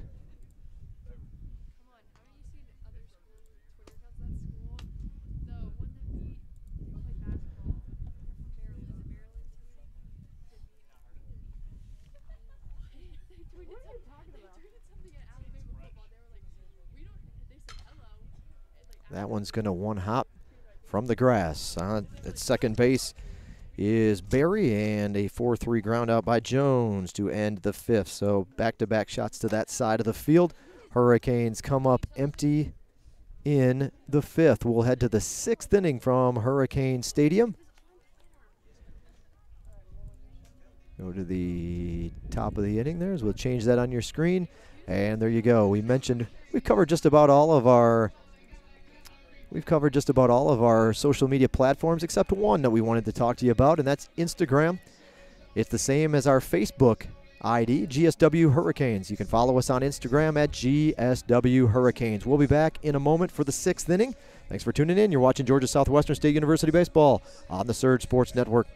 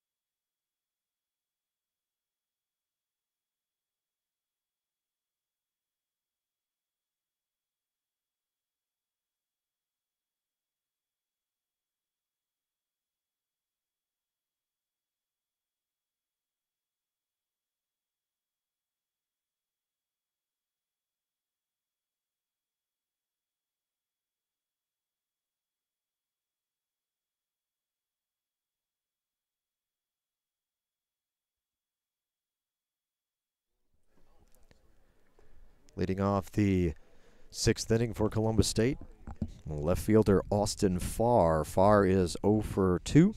Excuse me, 1 for 2 rather. 1 for 2.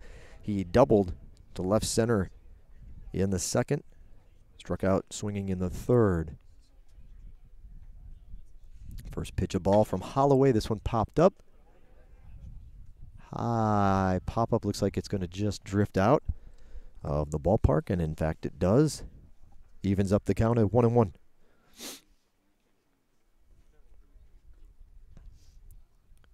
So today we'll finish up game 1 and then take about a 25, 30-minute break tops on our broadcast anyway, between games, and we'll come back right before the first pitch of game number 2 of the day, the series finale between these two schools. When we go off the air, you won't have to do anything if you're following along on YouTube. You should be able to leave that window up, and it'll pop back up when we go live. Otherwise, you may have to refresh your screen, but that would be about it. Pop up shallow left field, Cole Clark, as it hangs up long enough for Clark to run it down and get under it for the first out of the inning.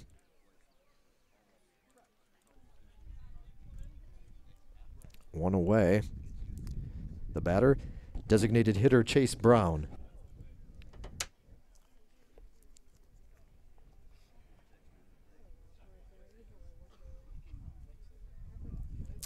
Brown 0 for 2. 0 for 2 in this game. He has struck out both times he's been up. The last time he struck out, he struck out looking, and that was in the 4th to open up the 4th inning.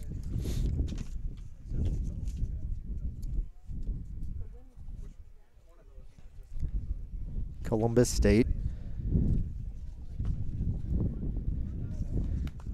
The designated hitter today, Chase Brown, a junior, 5'11" junior from Fort Scott, Kansas. Brown transferred in from Independence Community College. 0-2 pitch from Holloway, in there for a strike. Strike 3. Brown goes down looking. Third time he's been struck out in the game, and strikeout number 10 for Mitch Holloway.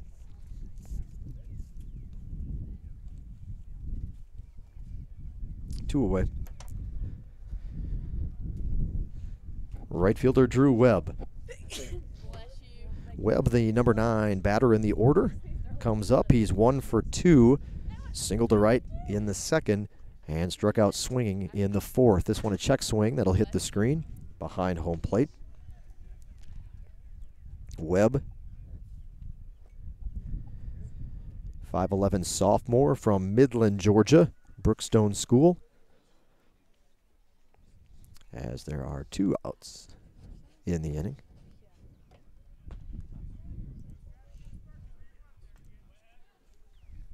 Two away for Holloway. Columbus State scored 2 runs in the 2nd, 2 more in the 3rd, and then they got a run the last time they were up to get to their 5.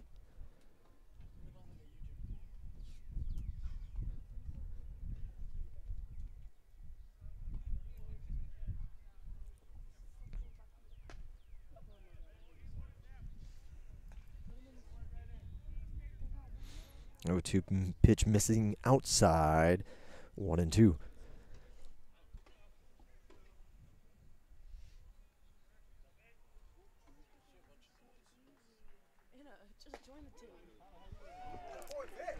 And he'll freeze him on that one. Back-to-back strikeouts with the batters looking on strike 3. Second time Webb has struck out in the game. It is strikeout number 11 for for Holloway in this one. So no runs for Columbus State in the 6th. A 1-2-3 inning for pitcher Mitch Holloway, and we'll head to the bottom half of the 6th with the Hurricanes needing some runs, trailing by 4. Appreciate you tuning in here on the Surge Sports Network, our YouTube channel, the official flagship station for our SSN network. GSW Baseball Peach Belt Conference action. We'll be back in a moment.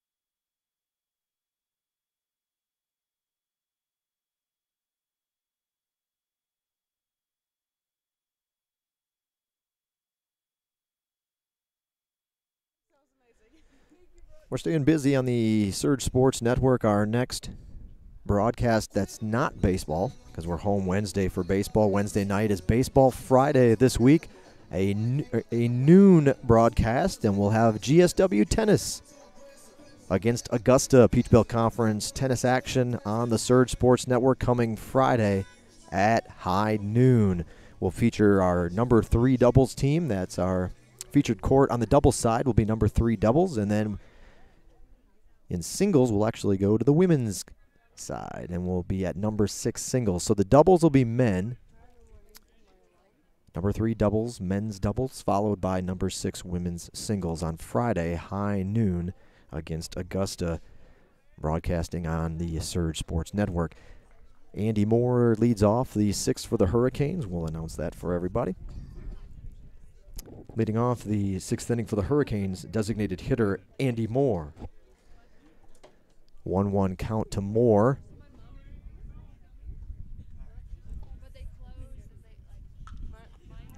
Fouled.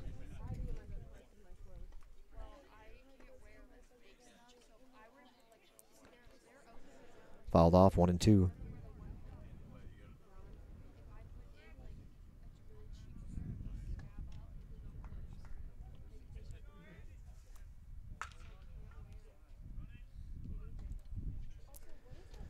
And a 4-3 ground out for Moore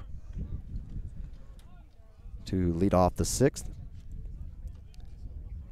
Coming up next for the Hurricanes, sophomore right fielder Jonathan Martin. 6'1" sophomore. Irwinville, Georgia. Irwin County High School. Jonathan Martin steps in. He's 0 for 2.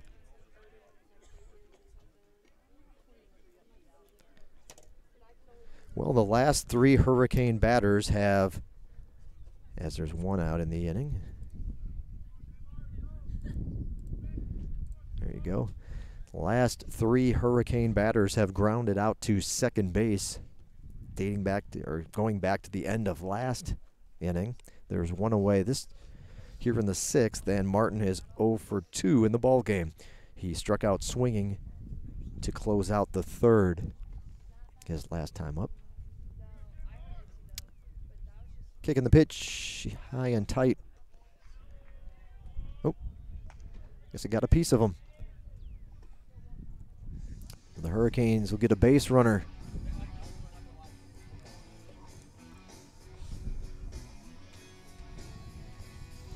Martin hit by a pitch. It's the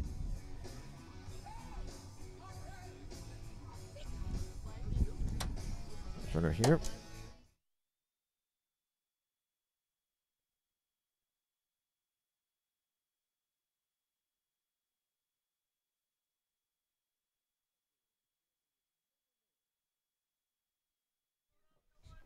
Molinari up with 1 out.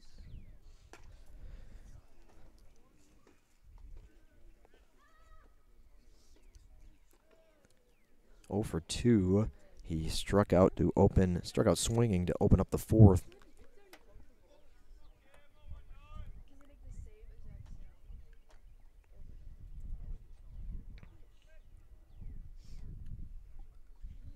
Throw over to first, 2 steps back, no tag applied.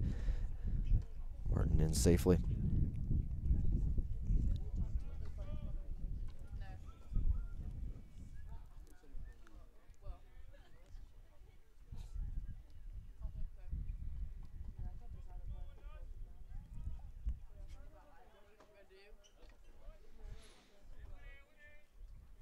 Hurricanes have 3 hits in the game. Their last 2 hits coming in the 3rd, so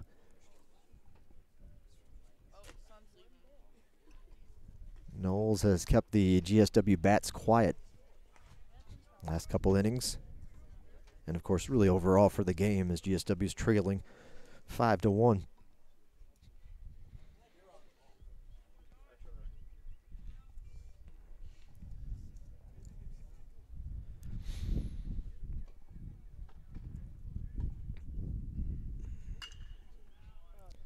Fouled off opposite field, out of the park right field side.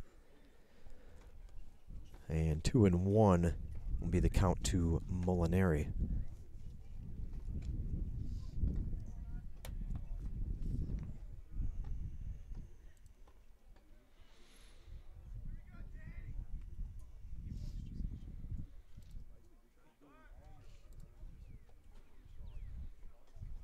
Throw for runner back safely. Oop.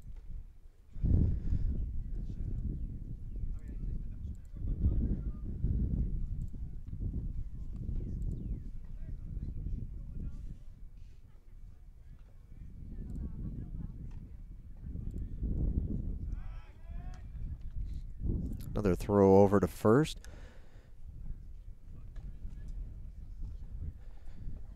Martin hasn't had to get the jersey dirty yet. At least on those pickoff attempts, just keeping him honest. Outer edge for a strike.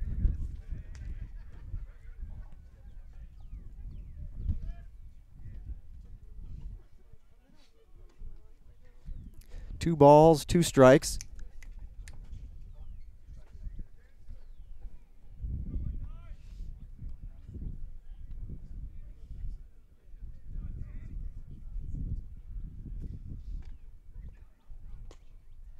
Outside, count runs full for Molinari.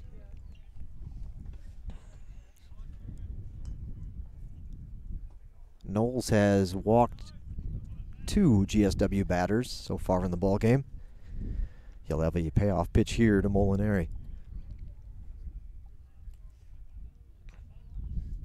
Another throw over to first, standing up. A couple steps back into the bag goes Martin.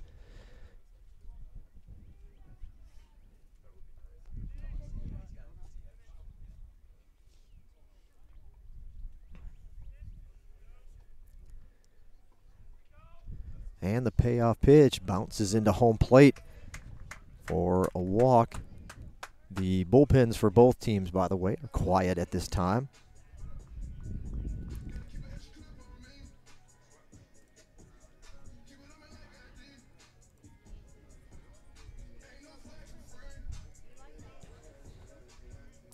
Shortstop, Tyler Skelton.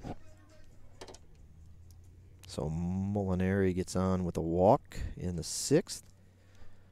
Hurricanes have a couple runners on now.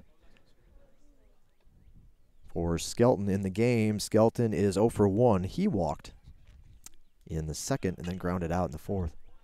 Foul ball.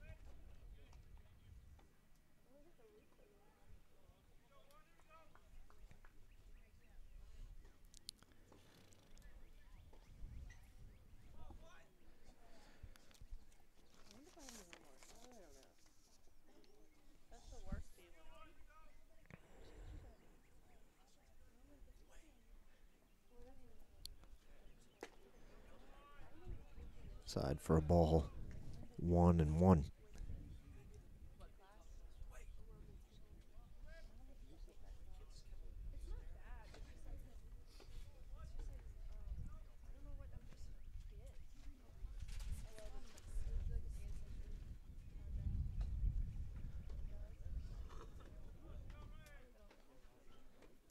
Time called. Gives us a chance to introduce you to Skelton, the 6'2 freshman from Forsyth, Georgia, Mary Persons High School.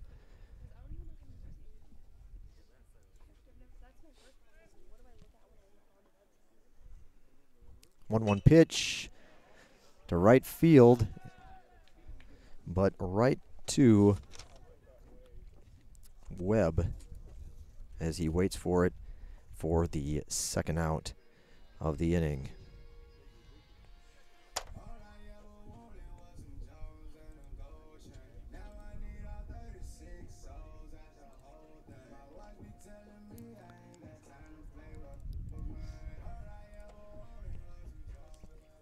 Left fielder Cole Clark. 2 outs in the inning for the Hurricanes.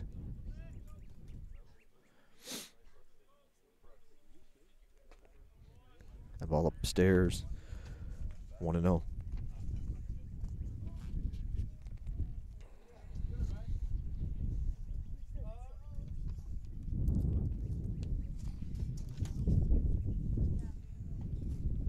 Clark 0 for 2.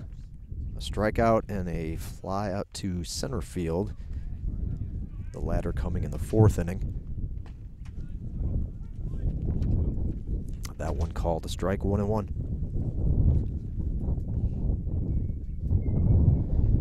Wind's picking up here. Now blowing towards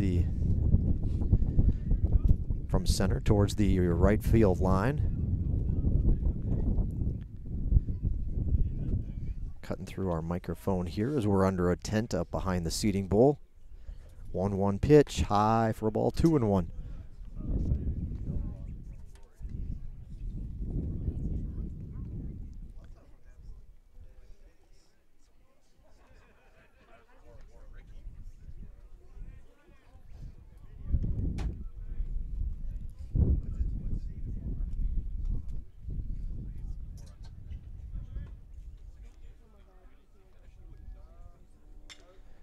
Popped up, first base side, drifting, and out of play.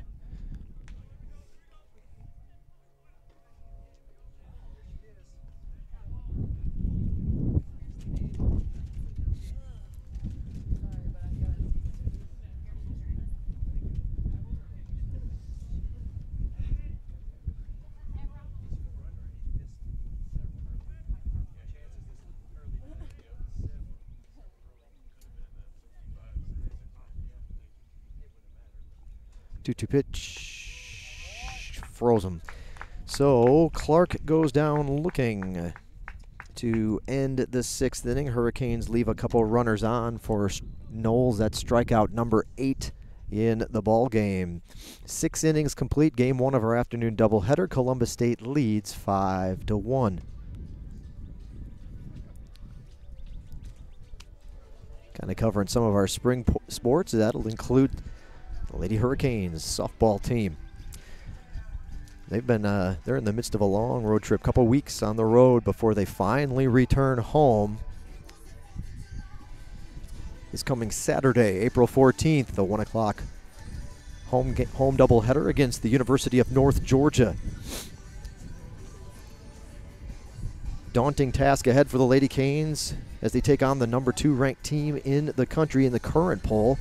40-plus wins and only 1 loss this season as the Nighthawks come into town on the 14th. Again, that's this coming Saturday, 1 o'clock, your start time. They're at Francis Marion today. Lost the opener there as the Lady Hurricanes with the loss. 7-6 now in Peach Belt Conference action, but right in the middle of the conference standings and looking to make the postseason. We'll be back in a moment here on the Surge Sports Network.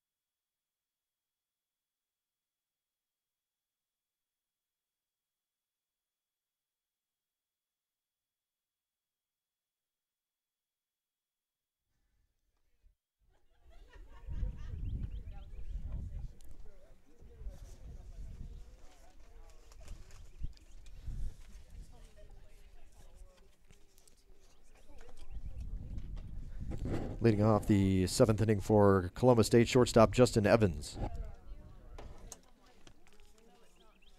Ooh, 7th inning. Get that changed back there for you. And Evans will lead off the 7th inning with a single. I'll go ahead and add that right away.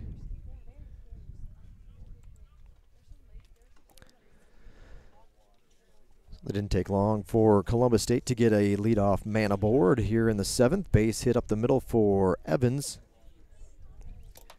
Top of the order for Columbus State this half inning, Evans, Kirkwood, and McClellan. No. Runner goes. Throw from Molinari's high in there safely. A good jump and good speed, and Evans gets the stolen base. At the plate for Columbus State center fielder Garrett Kirkwood. So the runner moves down to second base with the stolen base.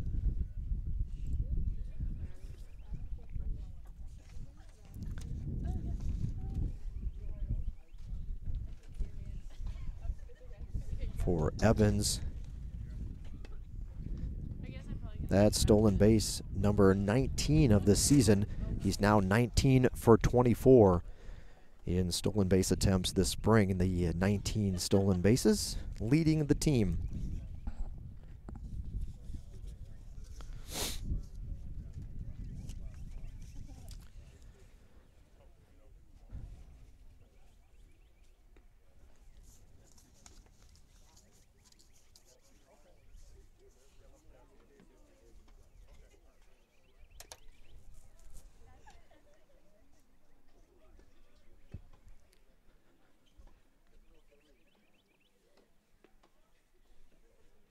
One pitch from Holloway inside. Runner's going to break for third. Good throw, or good speed rather, on the bases, and that'll be a pass ball on Molinari.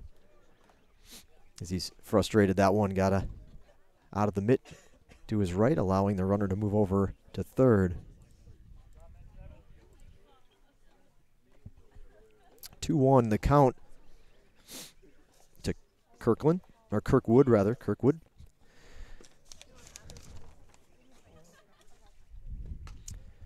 Kirkwood, a 5'9" junior out of Alberta, Canada. Colby Community College before he got down here to Columbus. Kirkwood in this game is 2 for 3. Doubled his last time up. This one a swing and a miss. And a strikeout for Holloway, number 12 of the game.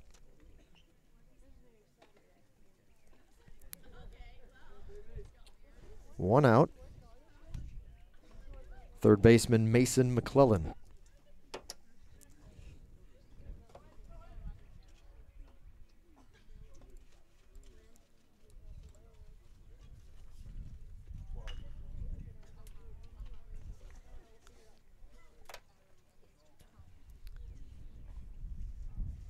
So there's been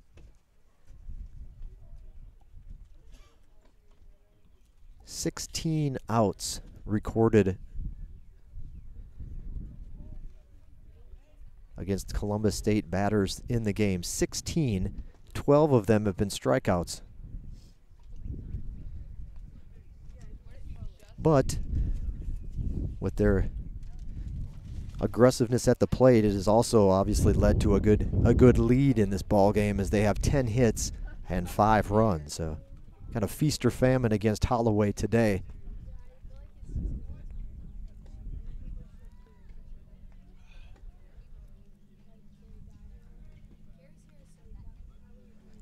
The count in this one to McClellan, 2 balls and a strike. The third baseman for Columbus State is 2 for 3. Singled his first time up, struck out in the third, then singled in the fifth. 2 for 3.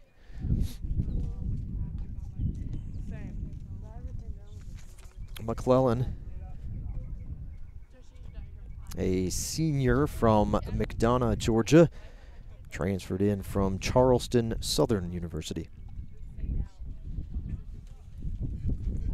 A couple folks with their chairs and pulled up their vehicles, and little tailgate action from the left field wall you can see. And a swing and a miss at strikeout number 13.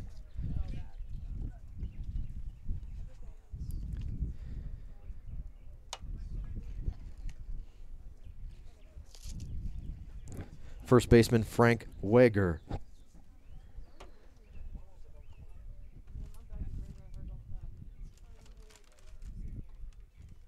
That's a good point too. 13 of 17 outs have been strikeouts. Of the remaining 4, 2 came on a double play.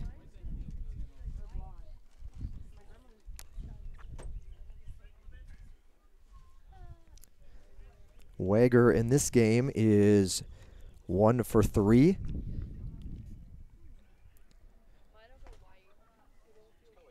A strikeout and a double included in those stats.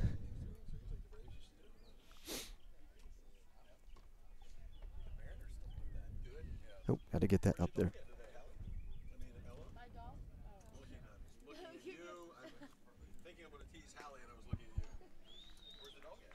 2 outs, swing and a miss, or offering at that one, and it's called strike. 2 balls and a strike. Yeah, we tried the other day to go on a walk before we came out here, but he knew he was coming back from school, he was driving everywhere. We tried to get some energy out. In there for a strike. 2-2. There is action in the GSW bullpen.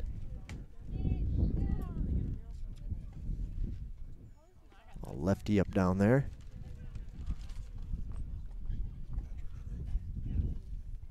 Oh. Looks like it could be Andrew Patrick, a senior down there.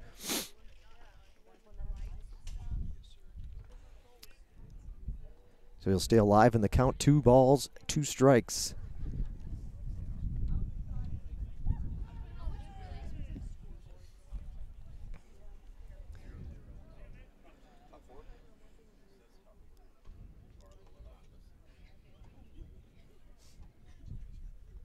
Kick and the pitch fouled off. This one will get up and out in a hurry over the road and into the apartment complex on the other side. So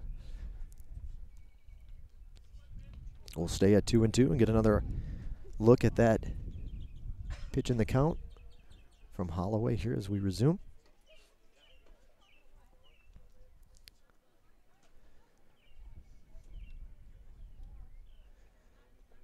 Bounces that one into home plate. Running the count full.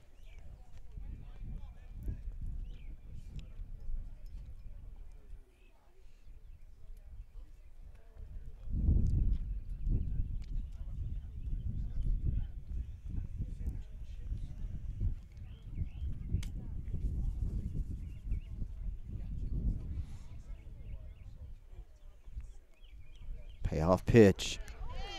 Inside edge. That's another strikeout for Holloway to the dismay of Wager. Well, Holloway gives up a leadoff single, and then it's KKK to follow and end the 7th. For Holloway, that's, again, where are we at? What is that, 14 now? 14 strikeouts. But there's still some work to do on the GSW side offensively. They've got to try to figure out a way to get to Knowles in this one. We head to the bottom of the 7th inning from Hurricane Stadium, with the Cougars out in front 5-1. We'll be back in a moment for the 7th. Due up for GSW. It'll be Huff, Beta, and Logan, the 9, 1, and 2 batters in the GSW batting order when we return. You're watching GSW Baseball Peach Belt Conference action on the Surge Sports Network.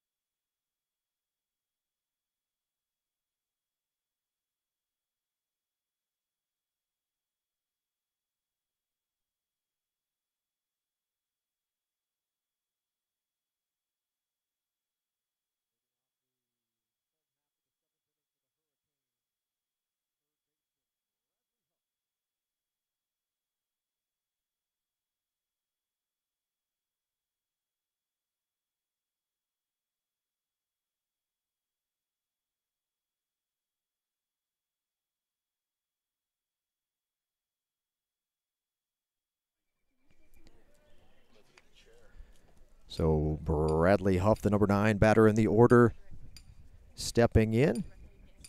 Kind of like the MLB here on this one.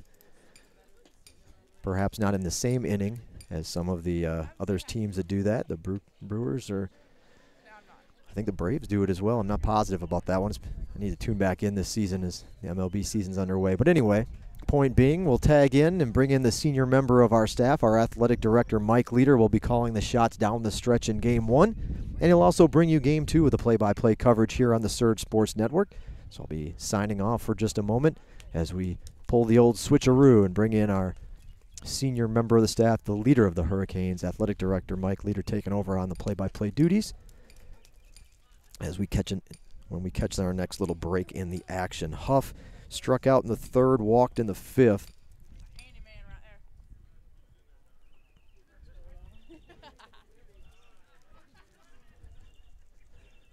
And we should have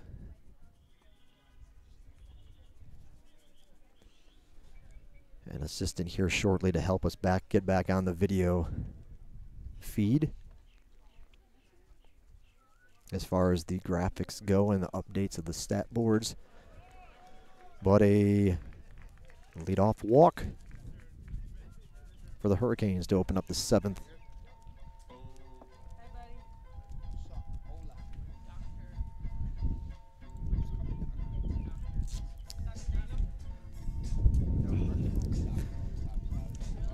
Now batting second baseman Jason Beta. So Huff has found a way to get on base. The number 9 hitter has been walked his last 2 times up. Setting up Beta here, who is one. Oh, bobbled ball. Well, that's enough to get Beta in at first. He was 1 for 3, and now 1 for 4 will be Beta. So runner still at first. It's Beta now who's at first. But there is one away. Center fielder Josh Logan.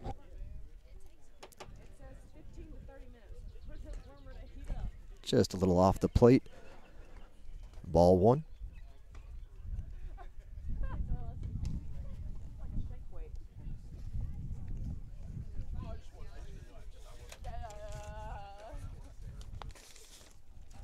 Hooray, we have got Ms. Shabrika Reddick here to take over our duties. A base hit through the hole on the left side for Josh Logan, and the Hurricanes have their first base hit since the 3rd inning.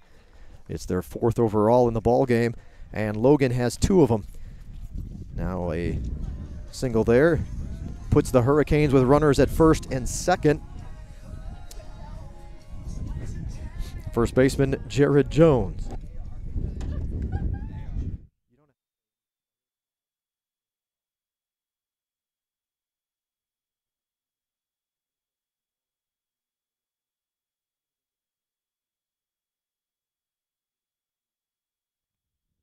Yeah, you're welcome. So Jared Jones is 0 for 3. He reached first base in the 3rd inning on an error at first, the only error of the ball game.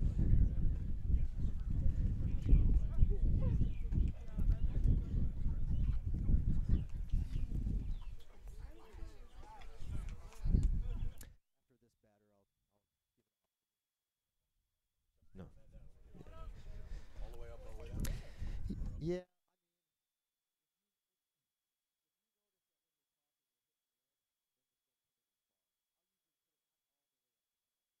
Right before.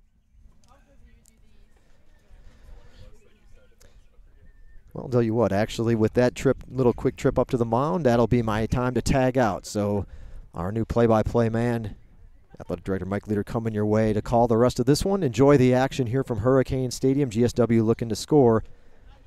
Couple of runners on here in the 7th.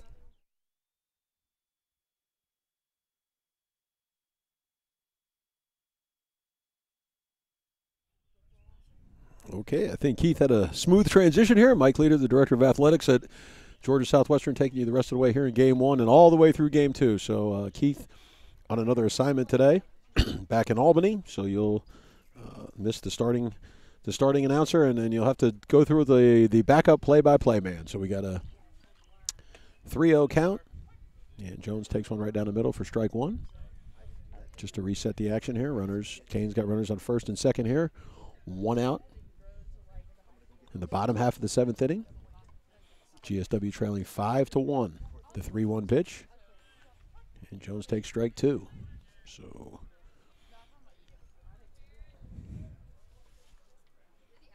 two on here for the Canes. The count's loaded on senior day, hopefully, for Jared Jones. Starter Knowles still in for Columbus.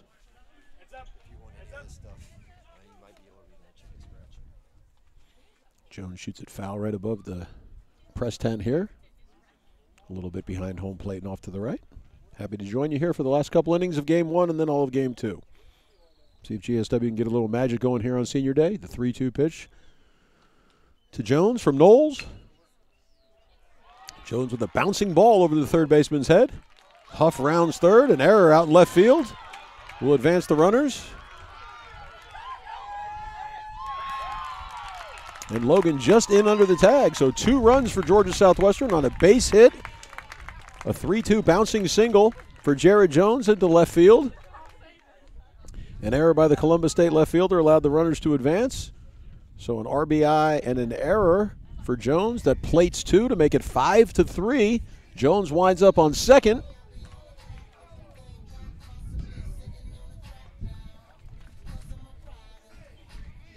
To bring up Andy Moore, the left-handed hitting Moore. Columbus with a little action in their bullpen now. Canes cut it to 5-3 with their 5th base hit of the ball game, 2nd in the 7th inning. So Knowles with a clean slate, facing the Hurricanes' designated hitter. Throws a fastball in at the knees for strike one. Houston County product Andy Moore, left-hander on left-hander here. Jones with a comfortable lead off the second. Columbus' second error of the afternoon out in left field. Moore hacks at the second pitch and fouls it off. Out towards the apartment complexes behind first base here at Hurricane Stadium. 0-2 now, Knowles and Andy Moore. Bottom of the 7th here in Americus, Georgia. Canes have cut it to 5-3. Behind some outstanding pitching from senior Mitch Holloway. 14 strikeouts through the first 7 innings today. Knowles from the stretch. Moore takes time. Umpire grants time, so Knowles will have to reset here with the 0-2 pitch. 1 away. Jones leading off a second. Got there on a base hit in his last at-bat. Advances second on an error. Knowles sets and delivers. And Moore pounds one into left center field. That'll bounce in front of the center fielder. Coach McLean will hold Jones at third. Canes keep it rolling. Playing a little first and third here. So Andy Moore takes the 0-2 pitch into left center field. And the tying run is now on base. Bringing in sophomore right fielder Jonathan Martin. Another lefty-on-lefty matchup here for Knowles. Martin had a tremendous freshman season. In contention all year for the PBC Freshman of the Year. Got off to a slow start in the non-conference play, but has certainly picked it up here of late. And now comes up in a big spot here in the bottom of the 7th. The bullpen is quiet for GSW, so Holloway will still come out for the 8th. And if the Canes can keep it going here, hopefully we can get Mitch a lead or tie the game. Knowles from the stretch. Checks Moore's temperature over there at first. Andy wasn't going too far off the bag. So Knowles again gets from the stretch. Martin digs in. Canes got runners on first and third here. And Knowles the stretch, the pitch. Martin pops it straight up, but fortunately it's going to get foul behind home plate. Coach Sewell and the tennis team out there practicing. But the ball did not find its way onto the tennis court, fortunately. So Martin back in the box. Knowles back from the stretch, and we'll do it again here at 0-1 with 1 out. Bottom of the 7th here at Hurricane Stadium. Knowles rocks and deals. Martin, same place, fouls it right back behind home plate. And now we go 0-2 again. So Knowles had more 0-2 in the last at-bat. Couldn't finish him off as Moore slapped a single into left center field. Now the product of Ocilla, Georgia, Jonathan Martin with an 0-2 count. Knowles again from the stretch. Upstairs with a fastball. Martin leaves it alone. 1-2. Senior day here at Georgia Southwestern. Didn't get a chance to play yesterday with the rain. Columbus won game 1, 9-5. They lead here 5-3 in game 2. The Canes, though, keeping it interesting. Knowles from the stretch. Checks Moore, comes to the plate, and Martin turns on one. That's deep to right field and caught at the fence. Boy, Jonathan put a charge into that one. The right fielder, Drew Webb, local product from Columbus, Georgia, Brookstone High School, makes the play about 2 strides from the fence. But Jared Jones with an easy tag from third, so a long sacrifice fly for out number 2, and that gets the Canes to within 1, 5-4. So Knowles trying to work himself out of trouble here. Now batting for GSW with 2 outs in the 7th will be the catcher, number 19, Danny Molinari. Molinari, another one trying to enjoy his final conference appearance today. Senior from California by way of Limestone College. Lines one into right field, another base hit. Moore's going to have to stop at second. Webb comes up throwing. And the Canes playing station to station here. Another hit. GSW's 5th of the inning, if I'm correct, Keeler. Is that right? The 5th hit of the inning, and Greg Appleton will be making the slow walk out to the mound. And it'll be pitching change time. Coach Appleton makes the call to the bullpen, and that'll close the book, or close the afternoon for Preston Knowles. He's still responsible for the runners at first and second. And when we get a number here coming in from the bullpen, we'll certainly let you know as Knowles makes his way off the mound. So Columbus goes with a pitching change.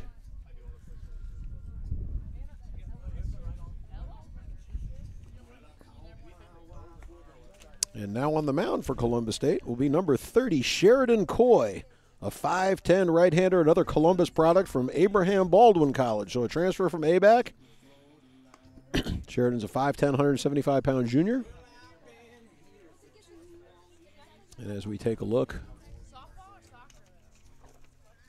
at Sheridan's numbers for the year, the right-hander has appeared in 11 games, all out of the bullpen. He's 1-0 with a 4.50 ERA. Over 14 innings, he's scattered 11 hits. He's allowed 7 runs, 6 walks, and 13 strikeouts. Opponents are hitting .216 against him, so a big spot here for the junior homegrown product from Columbus, Sheridan Coy.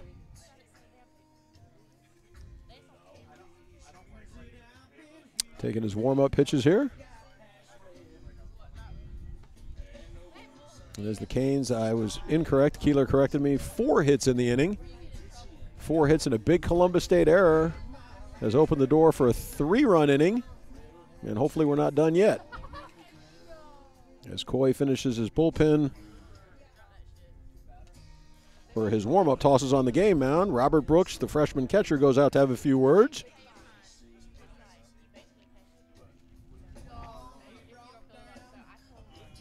And Coy's first batter of the day will be the freshman shortstop from Warner Robins, Tyler Skelton. So Skelton comes up in a big spot here. Freshman who's played quite a bit for Coach McLean, splitting some time at shortstop and third base this year. Primarily a shortstop. He'll come up in a big spot here. 2 outs, 2 on.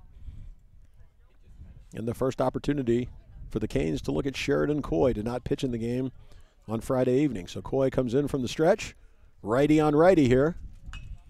First pitch offering. Skelton shoots it foul.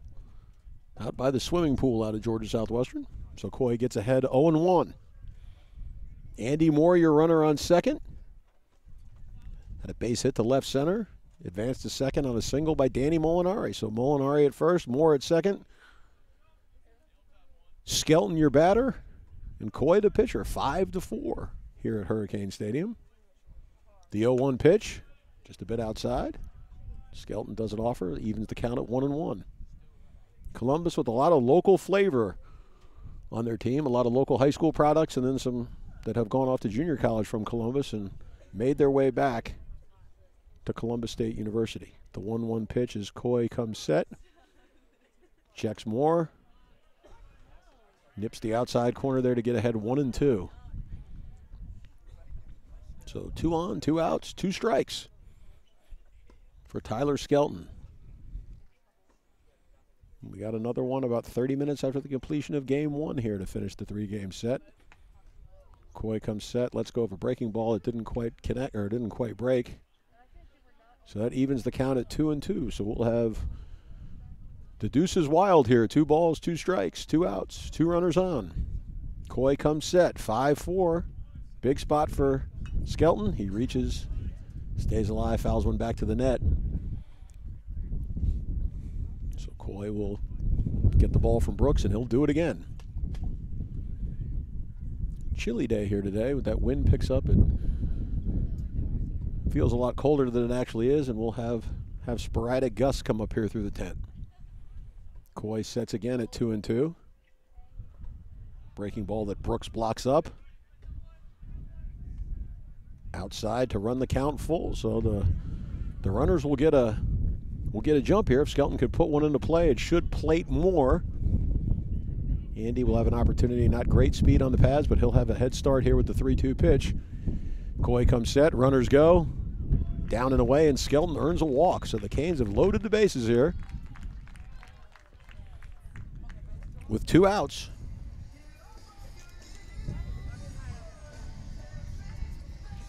And it brings up the left fielder, Cole Clark.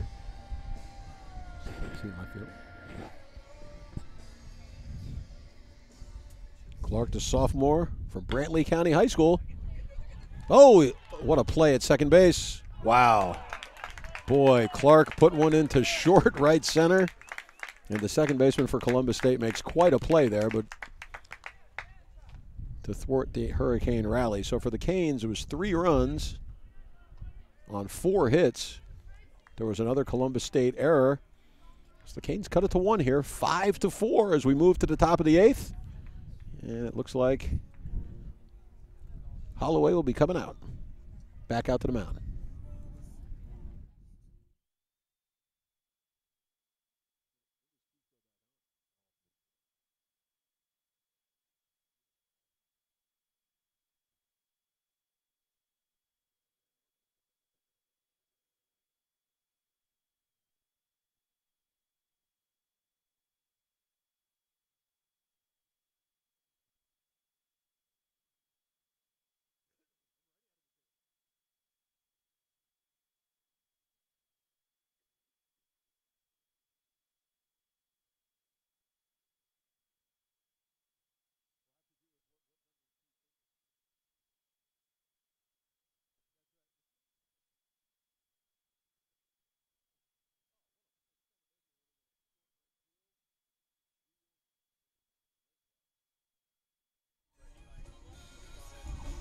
And welcome back to Hurricane Stadium. We take you to the 8th inning here. Top of the 8th, Mitch Holloway, senior from Plains, Georgia, back on the mound. Mitch with 14 strikeouts already through 7 innings. Outstanding play to end the 7th inning by Columbus State's second baseman. Went deep in the hole to right field, and Grant Berry came up with a big-time play, wheeled, fired to Frank Wagger at first, and they put the Hurricanes out with the bases loaded. So Coy comes in, gave up a walk, and then got the ground out. So 5-4, we head to the 8th. And it's Mitch Holloway working on a game for the ages here on Senior Day with 14 strikeouts already. And he'll be facing the freshman from Marietta, Robert Brooks, the catcher. Brooks from Wheeler High School. So, freshman getting a weekend start. Holloway's first offering a little bit low. Molinari grabs the fastball below the knees. 1-0 to Brooks.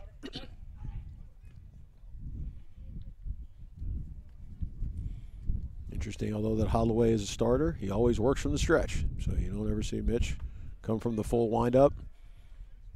Up and in there, 2-0 to Brooks. Mitch has gone between starting and relieving in his career here. Had a long stint as the closer, and this year has really blossomed into his role as a full-time starter.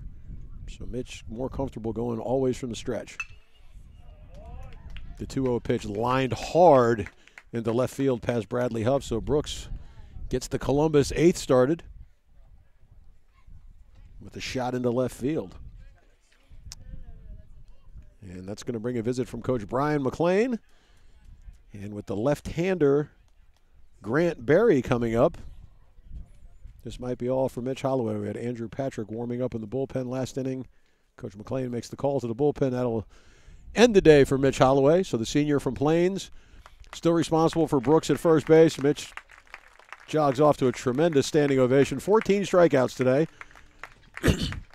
for Mitch in his final appearance at Hurricane Stadium. Don't see a way that Mitch would pitch in a midweek game against Tuskegee, so this might be the final time. Mitch redshirted a year, so he's a fifth-year senior, had a great career, and he'll close it out with 14 strikeouts today against one of the better hitting teams in the league. And that's going to bring on Andrew Patrick, a senior as well, left-hander. Andrew joined the team last year at midseason, transferred in from Limestone College. Was on the roster but did not pitch at Limestone, and prior to his time at Limestone, Andrew spent 2 years pitching at Andrew College over in Cuthbert, about an hour west of here. So Andrew's going to go with the lefty-on-lefty matchup with Grant Berry. Andrew did a fine job in 2 innings of relief on Friday night. So getting a little bit extra work this weekend. I'll have to pull double duty, a little bit of action Friday night. Comes in here Sunday afternoon and looking to keep things right where they're at. He's going to inherit a runner. Brooks took that 2-0 pitch from Holloway and started the inning off with a base hit to left field. Coach McLean then goes to the bullpen to go lefty on lefty here with Patrick going to face Grant Berry. If you were watching on the video, Grant Berry ended the 7th inning with a tremendous play going deep in the hole, almost into shallow right field. To the glove side, did a full spin, fired a one-hopper over to Frank Wager to end the Hurricanes' bottom of the 7th, and the Canes had the bases loaded down 1. So Patrick's completed the warm-up tosses to Molinari. And Grant Berry, you hear this all the time, how many times do you see a guy that makes a great defensive play in 1 inning have a chance to come out and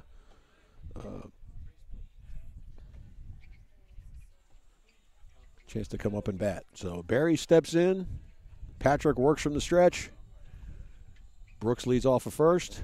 Patrick checks, and he's going to see if anything's working over there. Brooks easily beats the throw back to first. Jones didn't even apply the tag. The wind continues to whip here at Hurricane Stadium. The periodic gusts get going. It makes it feel a lot chillier than it is. Patrick's first pitch bounces up to Molinari for ball 1. Berry looked like he might be bunting. Drew the bat back. So Patrick will get back on the mound. Game 2, about 30 minutes after the conclusion of this game, and that'll wrap up the 3-game set. Weather played a little bit of havoc with the schedule this weekend. Patrick comes set. Fastball just a bit outside, so it's 2-0 to Grant Berry. Berry, junior infielder, bats left-handed, throws right-hander from Lassiter High School up in Marietta. Patrick behind 2-0 comes set. Checks over to Brooks at first. Ooh, and that's a fair ball just inside the diving Jared Jones. That's going to be 2.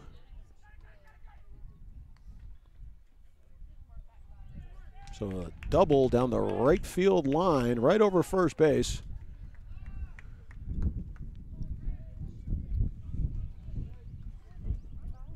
And that puts runners on second and third. So the Canes had a big 3-run, bottom of the 7th, and looks like Columbus is trying to answer here now, coming right back. Another left-hander, Austin Farr from Canton, Georgia, transfer from Kennesaw State University. He steps in. Another lefty-on-lefty matchup here. Patrick in a little bit of trouble here, 2nd and 3rd. Nobody out, trying to keep this thing at 1 run. Change speeds there. Farr pops it up into right field. Martin charging. I don't think he's going to have enough arm to get him, and he won't. The runners will advance, so a sacrifice fly for Farr. Bringing Brooks home, and just as important, Barry was able to get from 2nd to 3rd, so Columbus still can try to get a run in here with 1 out and a runner on 3rd. That's going to bring to the plate number 15, Austin Collins, a redshirt junior from Decula High School. So Patrick trying to keep it at 1 run here. Going to have to do some magic.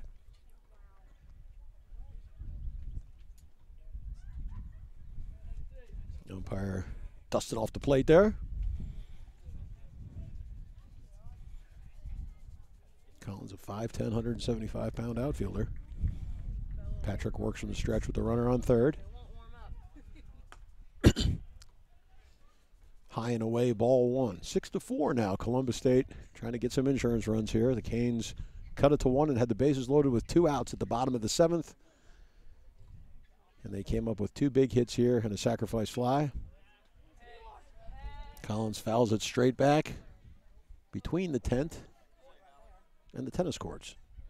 So Patrick levels the count at 1-1. Grant Berry leads off a 3rd. The infield is in.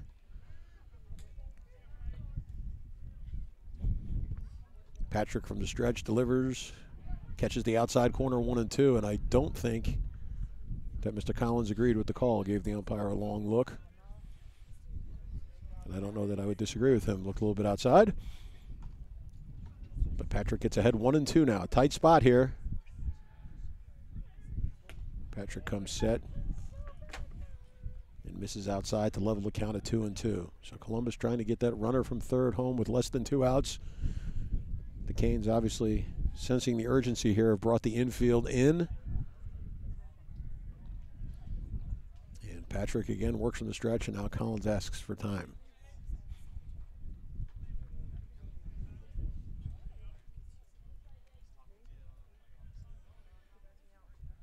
Patrick sets and delivers. Collins just stays alive. Looks like Patrick changed speeds there. Had Collins out in front. He fought it off and fouled it straight back to the screen behind home plate. So we'll do it again. 2 balls, 2 strikes, 1 out. The line score, Columbus State 6 runs, 12 hits, 2 errors. The Canes 4 runs, 7 hits, and no errors. And we got 4 of those 7 hits in 1 inning in the 7th inning. So hopefully we found our hitting shoes here for the stretch run. The 2-2 pitch skips in front of Molinari, pops up in the air, and took him a second to locate, but not enough time for Grant Berry to come scampering down from 3rd. So Patrick loads the count on Austin Collins. The dangerous Drew Webb is up next in the on-deck circle. Molinari and Patrick going to talk about it a little bit.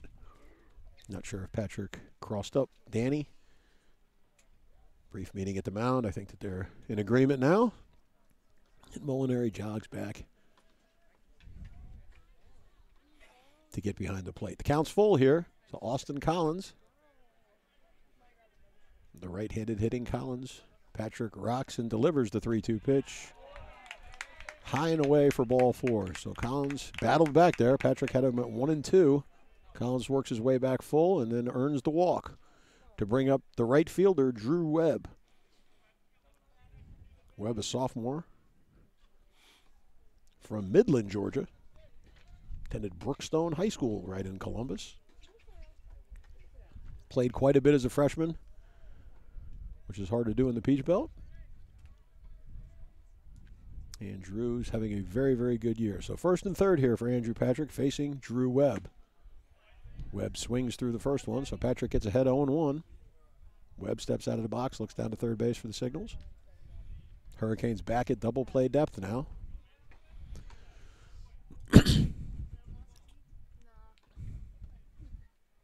Again, Patrick from the stretch. Throws over to first. Collins taking a very minimal lead. Jones didn't even bother with the tag. So we'll do it again. No balls from one strike. Webb, the sophomore right fielder, right-handed batter, digs in. Patrick from the stretch. Grounder to short, could be two. 6-4. Oh, Webb beats it out. A lot of speed by Drew Webb. Slow roller to Skelton. Not enough time to turn it, so Webb does his job, gets the runner home from third with less than 2 outs. And on the fielder's choice, Webb winds up at first. Collins erased at second base, but Grant Berry scampers home 90 feet with Columbus's 7th run. So Columbus extends their lead to 7-4 here in the top of the 8th. Webb at first. And Justin Evans, a right-hander, also from Kennesaw, Georgia, Alatoona High School, steps in. Evans, 6 feet, 175 pounds, right-handed batter.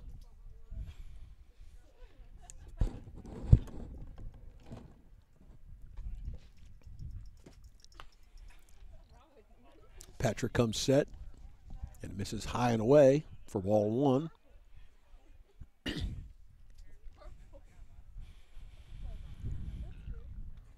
Good crowd on hand. Everybody's kind of stuck it out here on a cold, kind of February-like day. Doesn't feel much like the first, second week of April. Webb goes on the pitch, went on a good one to run on, an off-speed pitch.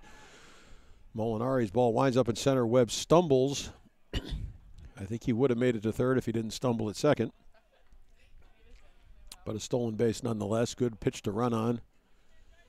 Patrick came with an off-speed pitch. Molinari had no chance. So I believe that was a called strike. So it's 1-1. Webb in scoring position now at second. And Evans has got a chance to get all 3 of those runs back here with a 2-out hit. So the Canes do a lot of damage in the 7th, but we've given 2 of the 3 back here in the top of the 8th. Patrick comes set on the 1-1 pitch. Evans swings through a high fastball, so Patrick ahead 1-2. Chance to close out the top of the 8th here and give GSW 2 more cracks at this to try to break through for a 3rd conference win of the year. Webb leads off second. Patrick comes set. And the 1-2 pitch. And a high fly ball into center field. Logan camps under it. Makes the catch to end the top of the 8th. So for Columbus State, they pick up 2 runs on 2 hits. And they strand Drew Webb at second base. So we go to the bottom of the 8th inning here in Americus, Georgia. Columbus State on top of GSW, 7-4.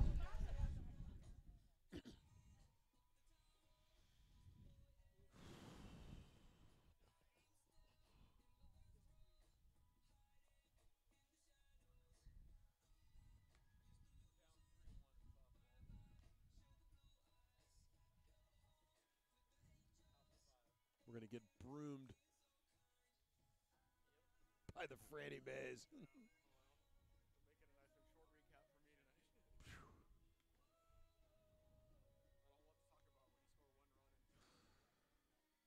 Against the last place team in the league. Who's pitching now? Keeler, we got a pitching change. Who is that?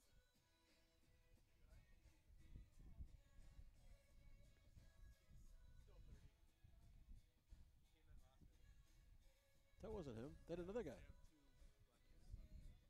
Oh, I thought that guy was right-handed that pitched last inning. Okay. No, that's right, because Martin was left. Yeah, that's right.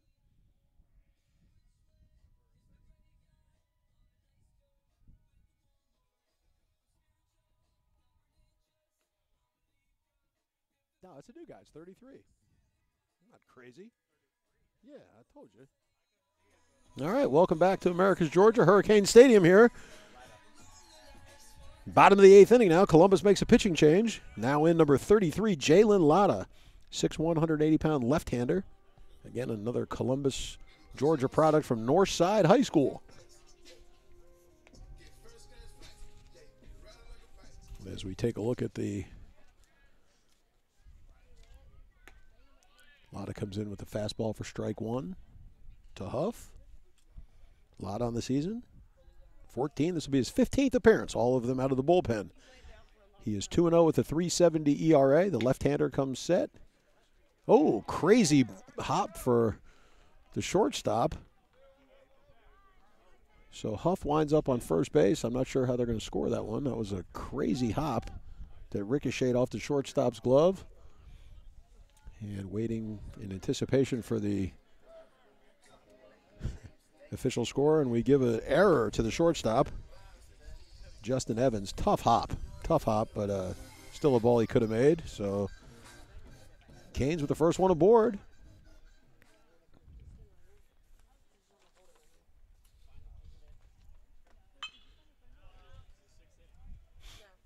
And Beta hits a rocket over by the swimming pool on his first at-bat, Jason Beta. With Huff on first. Lotta, like we said, 15th appearance at 3.70 ERA, 2 wins, no losses. Has to come from the stretch now. 24 1/3 innings coming into today. He's only allowed 14 hits, 8 walks, and an impressive 32 strikeouts. So a power pitcher here, the junior from Northside High School in Columbus, facing Jason Beta. The count's 1-1. Huff leads off first. And there's a base hit. Solid single through short and third base as it goes skittering into left field. So Canes got back-to-back base runners on to start the inning. An error that got Huff on base, and then Beta with a clean single between short and third. And as we turn the lineup over from Huff to Beta with the hit, we now bring up our second batter in the lineup. The third of the inning will be Josh Logan. So Logan, the right-handed swinger, 7-4. Canes got the tying run at the plate here in the bottom of the 8th. Off of Columbus's third pitcher, Jalen Lotta. The lefty works from the stretch, checks the runner, and Logan bounces into a 6-4-3 double play. So not the outcome the Canes wanted there. First pitch swinging, and Logan hit about a 3 or 4 bouncer to Evans. It was a routine double play, which moved Huff to third. So Jared Jones comes up, the number 3 hole hitter. He's going to face Lotta with a promising inning. Dims a little bit here. Lotta still works from the stretch with the runner at third. He's got a nice delivery, nice smooth left-handed delivery. Strike at the knees to Jones. Huff on third, 7-4. Canes running out of outs here. Lotta again working from the stretch. And Jones, again, Barry makes a great play. Not in time this time. So Barry got the ball down. Jones looks like that's got to be a base hit. So a great play by Barry in the 7th inning. He couldn't quite duplicate it. Jones with a slow roller between first and second. Barry did enough to knock it down. Did not have enough time to come up and throw Jones out at first. So an RBI infield single for Jared Jones, scoring Bradley Huff to make the score 7-5. So with 2 outs, Andy Moore, the designated hitter. Lefty on lefty here. Lotta's first offering inside to the left-handed swinging Moore, the designated hitter.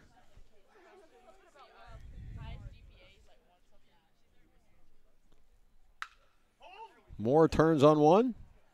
Deep to right.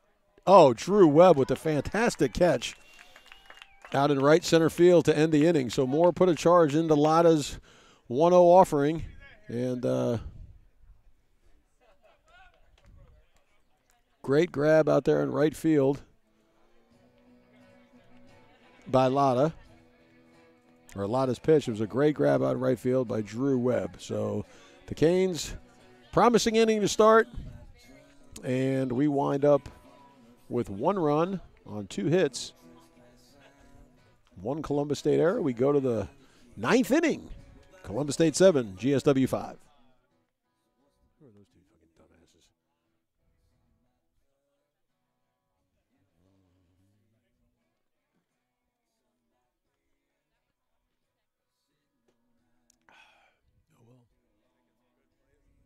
Yeah, they are. That was a great play out there. That saved the run because if he would have gone down, I think that.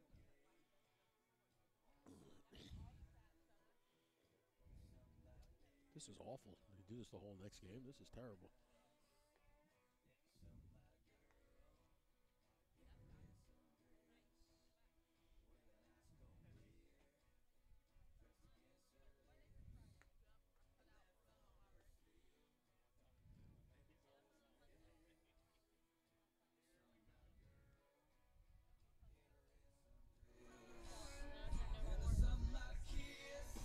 All right, we're back here for the 9th inning.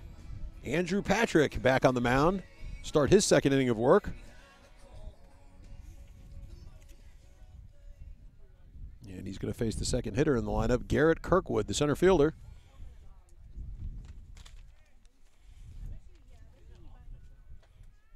Kirkwood goes lefty on lefty, and Patrick comes inside with a little off-speed pitch there. Kirkwood, a junior from Alberta, Canada, by way of Colby Community College. So he keeps working his way where it gets a little bit warmer, from Alberta to Kansas and from Kansas to Georgia. So he's working his way the right way weather-wise. Kirkwood takes a strike at the knees. Patrick evens the count at 1-1. Two-hole hitter here for Columbus State. They'll go 2-3-4 here in the 9th. Patrick comes across with a letter-high fastball for strike 2. So Patrick ahead 1-2 on the left-handed hitting Kirkwood. Patrick again working from the stretch. The 1-2 pitch. They check down at first. Umpire says no. Kirkwood was able to hold off. 2-2. Game 2 about 45 minutes after game 1 here. So we got 2 games today on Sunday. Weather kind of playing havoc with all the Peach Belt schools today. Kirkwood kind of dumps one into right field. Turned on Patrick's 2-2 pitch and flared one up in front of Jonathan Martin, the right fielder. And now Columbus coming to the heart of the order. Mason McClellan coming up, the third baseman. Transfer from Charleston Southern. 6'3", 210-pound senior. Kirkwood takes a pretty good lead there off of first base. Patrick over to Jones, nothing happening.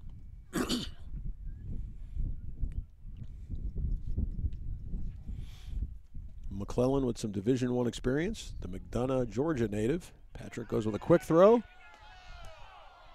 I don't think the crowd liked that call. I think they got it right, though. I think that Kirkwood got his hand in just under Jones's tag. But Patrick gave him the A move there. I think he'd been lulling him to sleep. And when he thought he needed one, he really gave him the good move. Get a little bit closer every time. Now Kirkwood's got to dive back in, and Jones applying the tag, but they still can't pick Kirkwood off. He's taking a good lead here. So Patrick, 3 throws over to first, has yet to offer to McClellan. He does now, and it's low and away. Ball 1. So a flurry of scoring here in the last inning and a half. Looks like an errant pitch from the Columbus bullpen winds up on the field. McClellan, with his skills at third base, scoops up the ball in front of home plate and throws it back in the Columbus dugout. So Patrick will get set again. Kirkwood will lead off at first again. The 1-0 pitch. Fastball in there for a strike to even the count at 1-1. GSW looking for their 3rd conference win of the 2018 season. The 1-1 pitch to McClellan.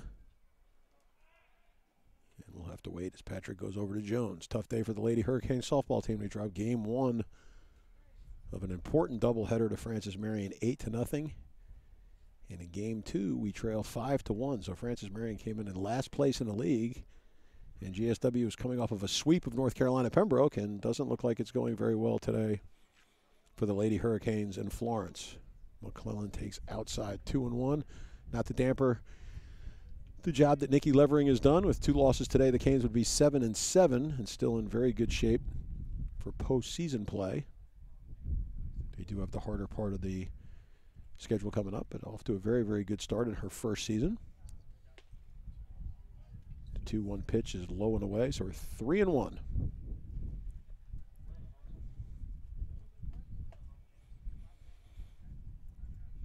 Be big here for the Canes to keep this thing at 2 runs.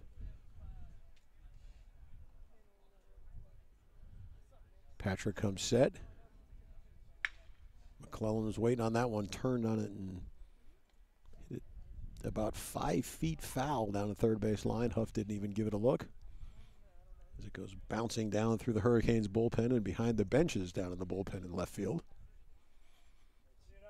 So Patrick runs the count full to the Cougar third baseman. Kirkwood again takes his lead off of first. Patrick comes set, quick throw to first. Probably Patrick's 5th or 6th time checking the pulse over there at Kirkwood, who led off the 9th inning with a single into right field.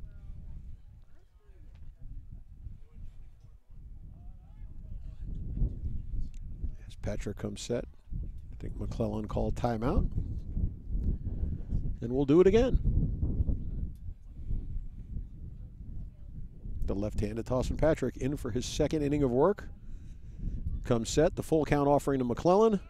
Runner goes. McClellan has timed up Patrick on the last 2, but fortunately both have gone foul. A hard ground ball that made its way into the bullpen on the pitch previous. This one was a line shot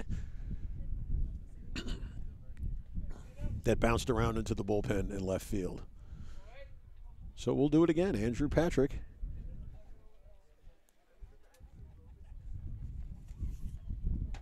And Mason McClellan locked in a duel here. The 3-2 pitch.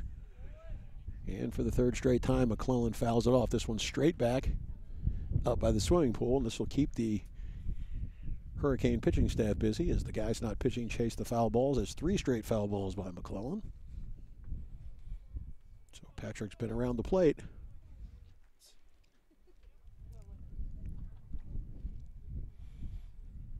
And we'll do it again. The 9th pitch of the at-bat. The runner went, and McClellan fouled it back towards the swimming pool again. So we've reached double figures in this at-bat now. Patrick will offer for the 10th time to Columbus State's 3rd baseman, Mason McClellan. Kirkwood takes his lead off of first.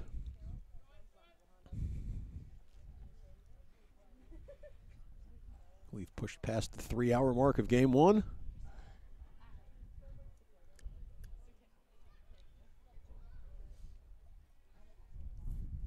Patrick comes set. Kirkwood does not go this time. And for the 4th straight pitch, McClellan fouls it straight back, this time right to the fence, or right to the screen behind home plate. 7-5. Columbus State leading the Peach Belt Conference, or second, to Georgia College. It's a little bit skewed because Columbus State has not played as many games as Georgia College, so they go to the winning percentage. And Georgia College a little bit ahead in winning percentage. The 3-2 pitch. And McClellan hits a deep fly ball. Logan under it. And makes the catch about 10 feet from the fence. So a 12-pitch at-bat goes the way of Andrew Patrick and the GSW Hurricanes. 1 out now. Kirkland remains at first, and that brings up the first baseman, number 18, Frank Wager. Good-sized guy, 6'3", 220 pounds. From Auburn, Alabama, by way of Chattahoochee Valley Community College, one of the stronger junior college programs in the country, produced many Division I players, and are also the alma mater of one Tim Hudson. One-time Atlanta Brave, one-time Oakland A. Tim Hudson got his start at Chattahoochee Valley Community College before he made his way to the Plains in Auburn and then on to the major leagues. So Patrick will face the left-handed hitting Wager. Off-speed pitch a little bit inside. And Kirkwood continues on first base.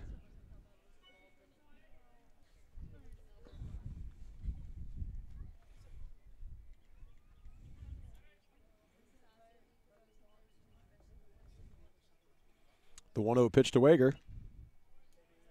Tapped out in front, foul. Evens the count at 1-1.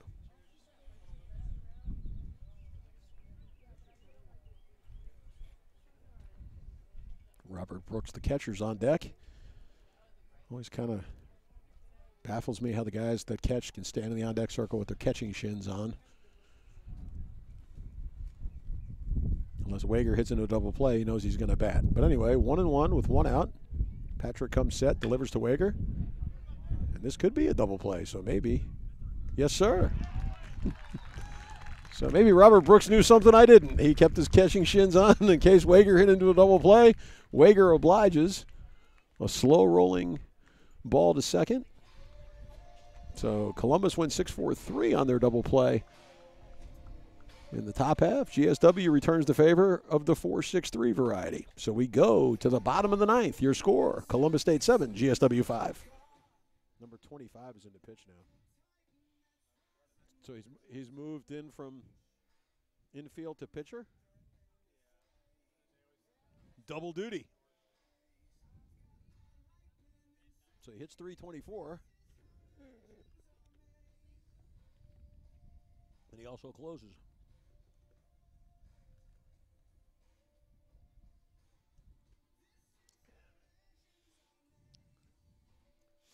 Who do we got batting?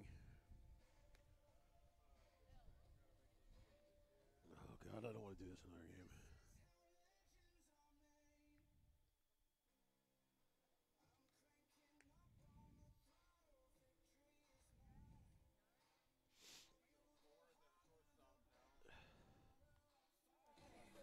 All right, we're back here at Hurricane Stadium.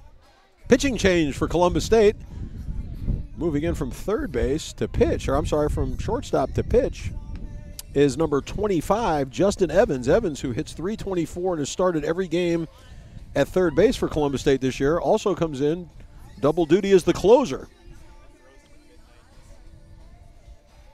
He's got a fastball in the mid-90s.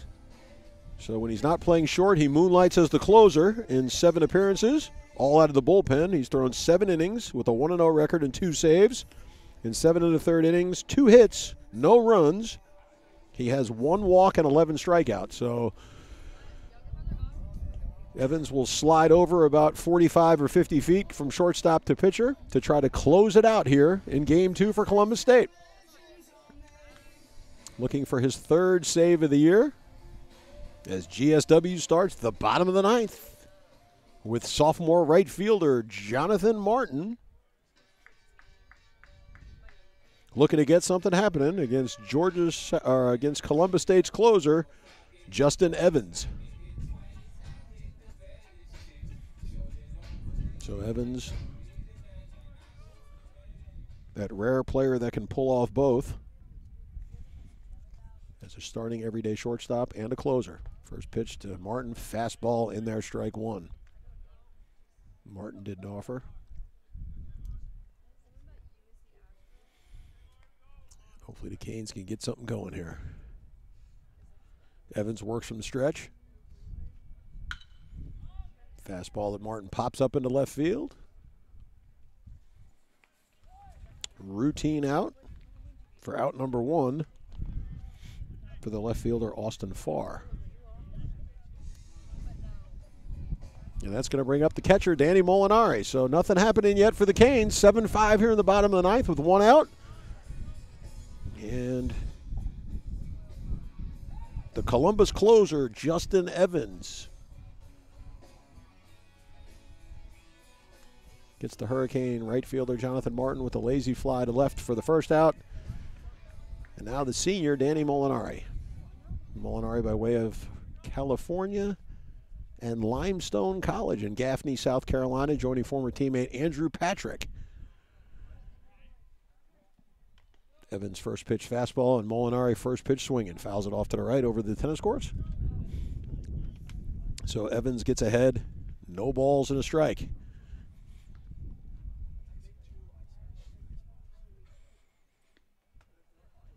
Evans doesn't look like he's going to help you out much.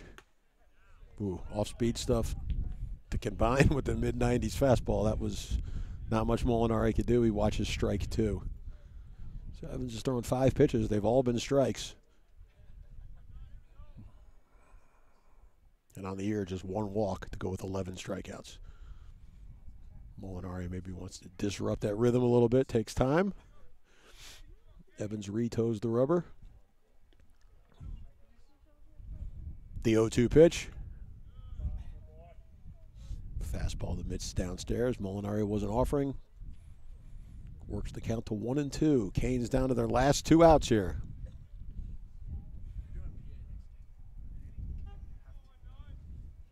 Nine hits on the day for GSW.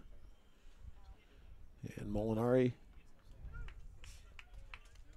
hits one out to left field with a little bit of topspin, but Austin Farr takes about 10 or 12 steps over to his left and retires Molinari for out number 2. So the freshman from Mary Persons High School in Warner Robins, Georgia, Tyler Skelton, the shortstop, steps in. He's the Canes' last chance here with 2 outs in the 8th and the 9th off of closer Justin Evans, who's made it look easy so far in the first 2 at-bats. Evans comes set, misses the low to Skelton.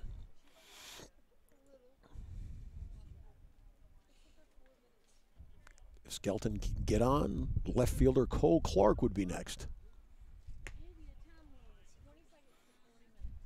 Evans with the fastball away. Skelton swings through it. Evans evens the count at 1-1. Game 2, about 30 to 45 minutes after game 1 here. Give the teams a chance to catch their breath. Coaches can clean the field, and we'll start it again.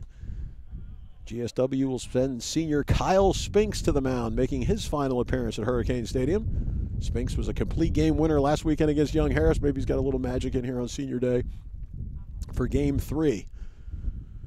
Evans misses away to Skelton. And Skelton with the slow bouncer to the second baseman, who fires over to first to retire the side. And that'll do it for game 1 of this doubleheader. Columbus State defeats Georgia Southwestern 7-5. Your final line score for Columbus State: 7 runs on 13 hits. There were 3 Cougar errors. For the Hurricanes, 5 runs, 9 hits, and no errors. Your final score once again in game 1, the Columbus State Cougars 7, the GSW Hurricanes 5. Game 2 will be about 30 to 45 minutes, and we will join you on the other side.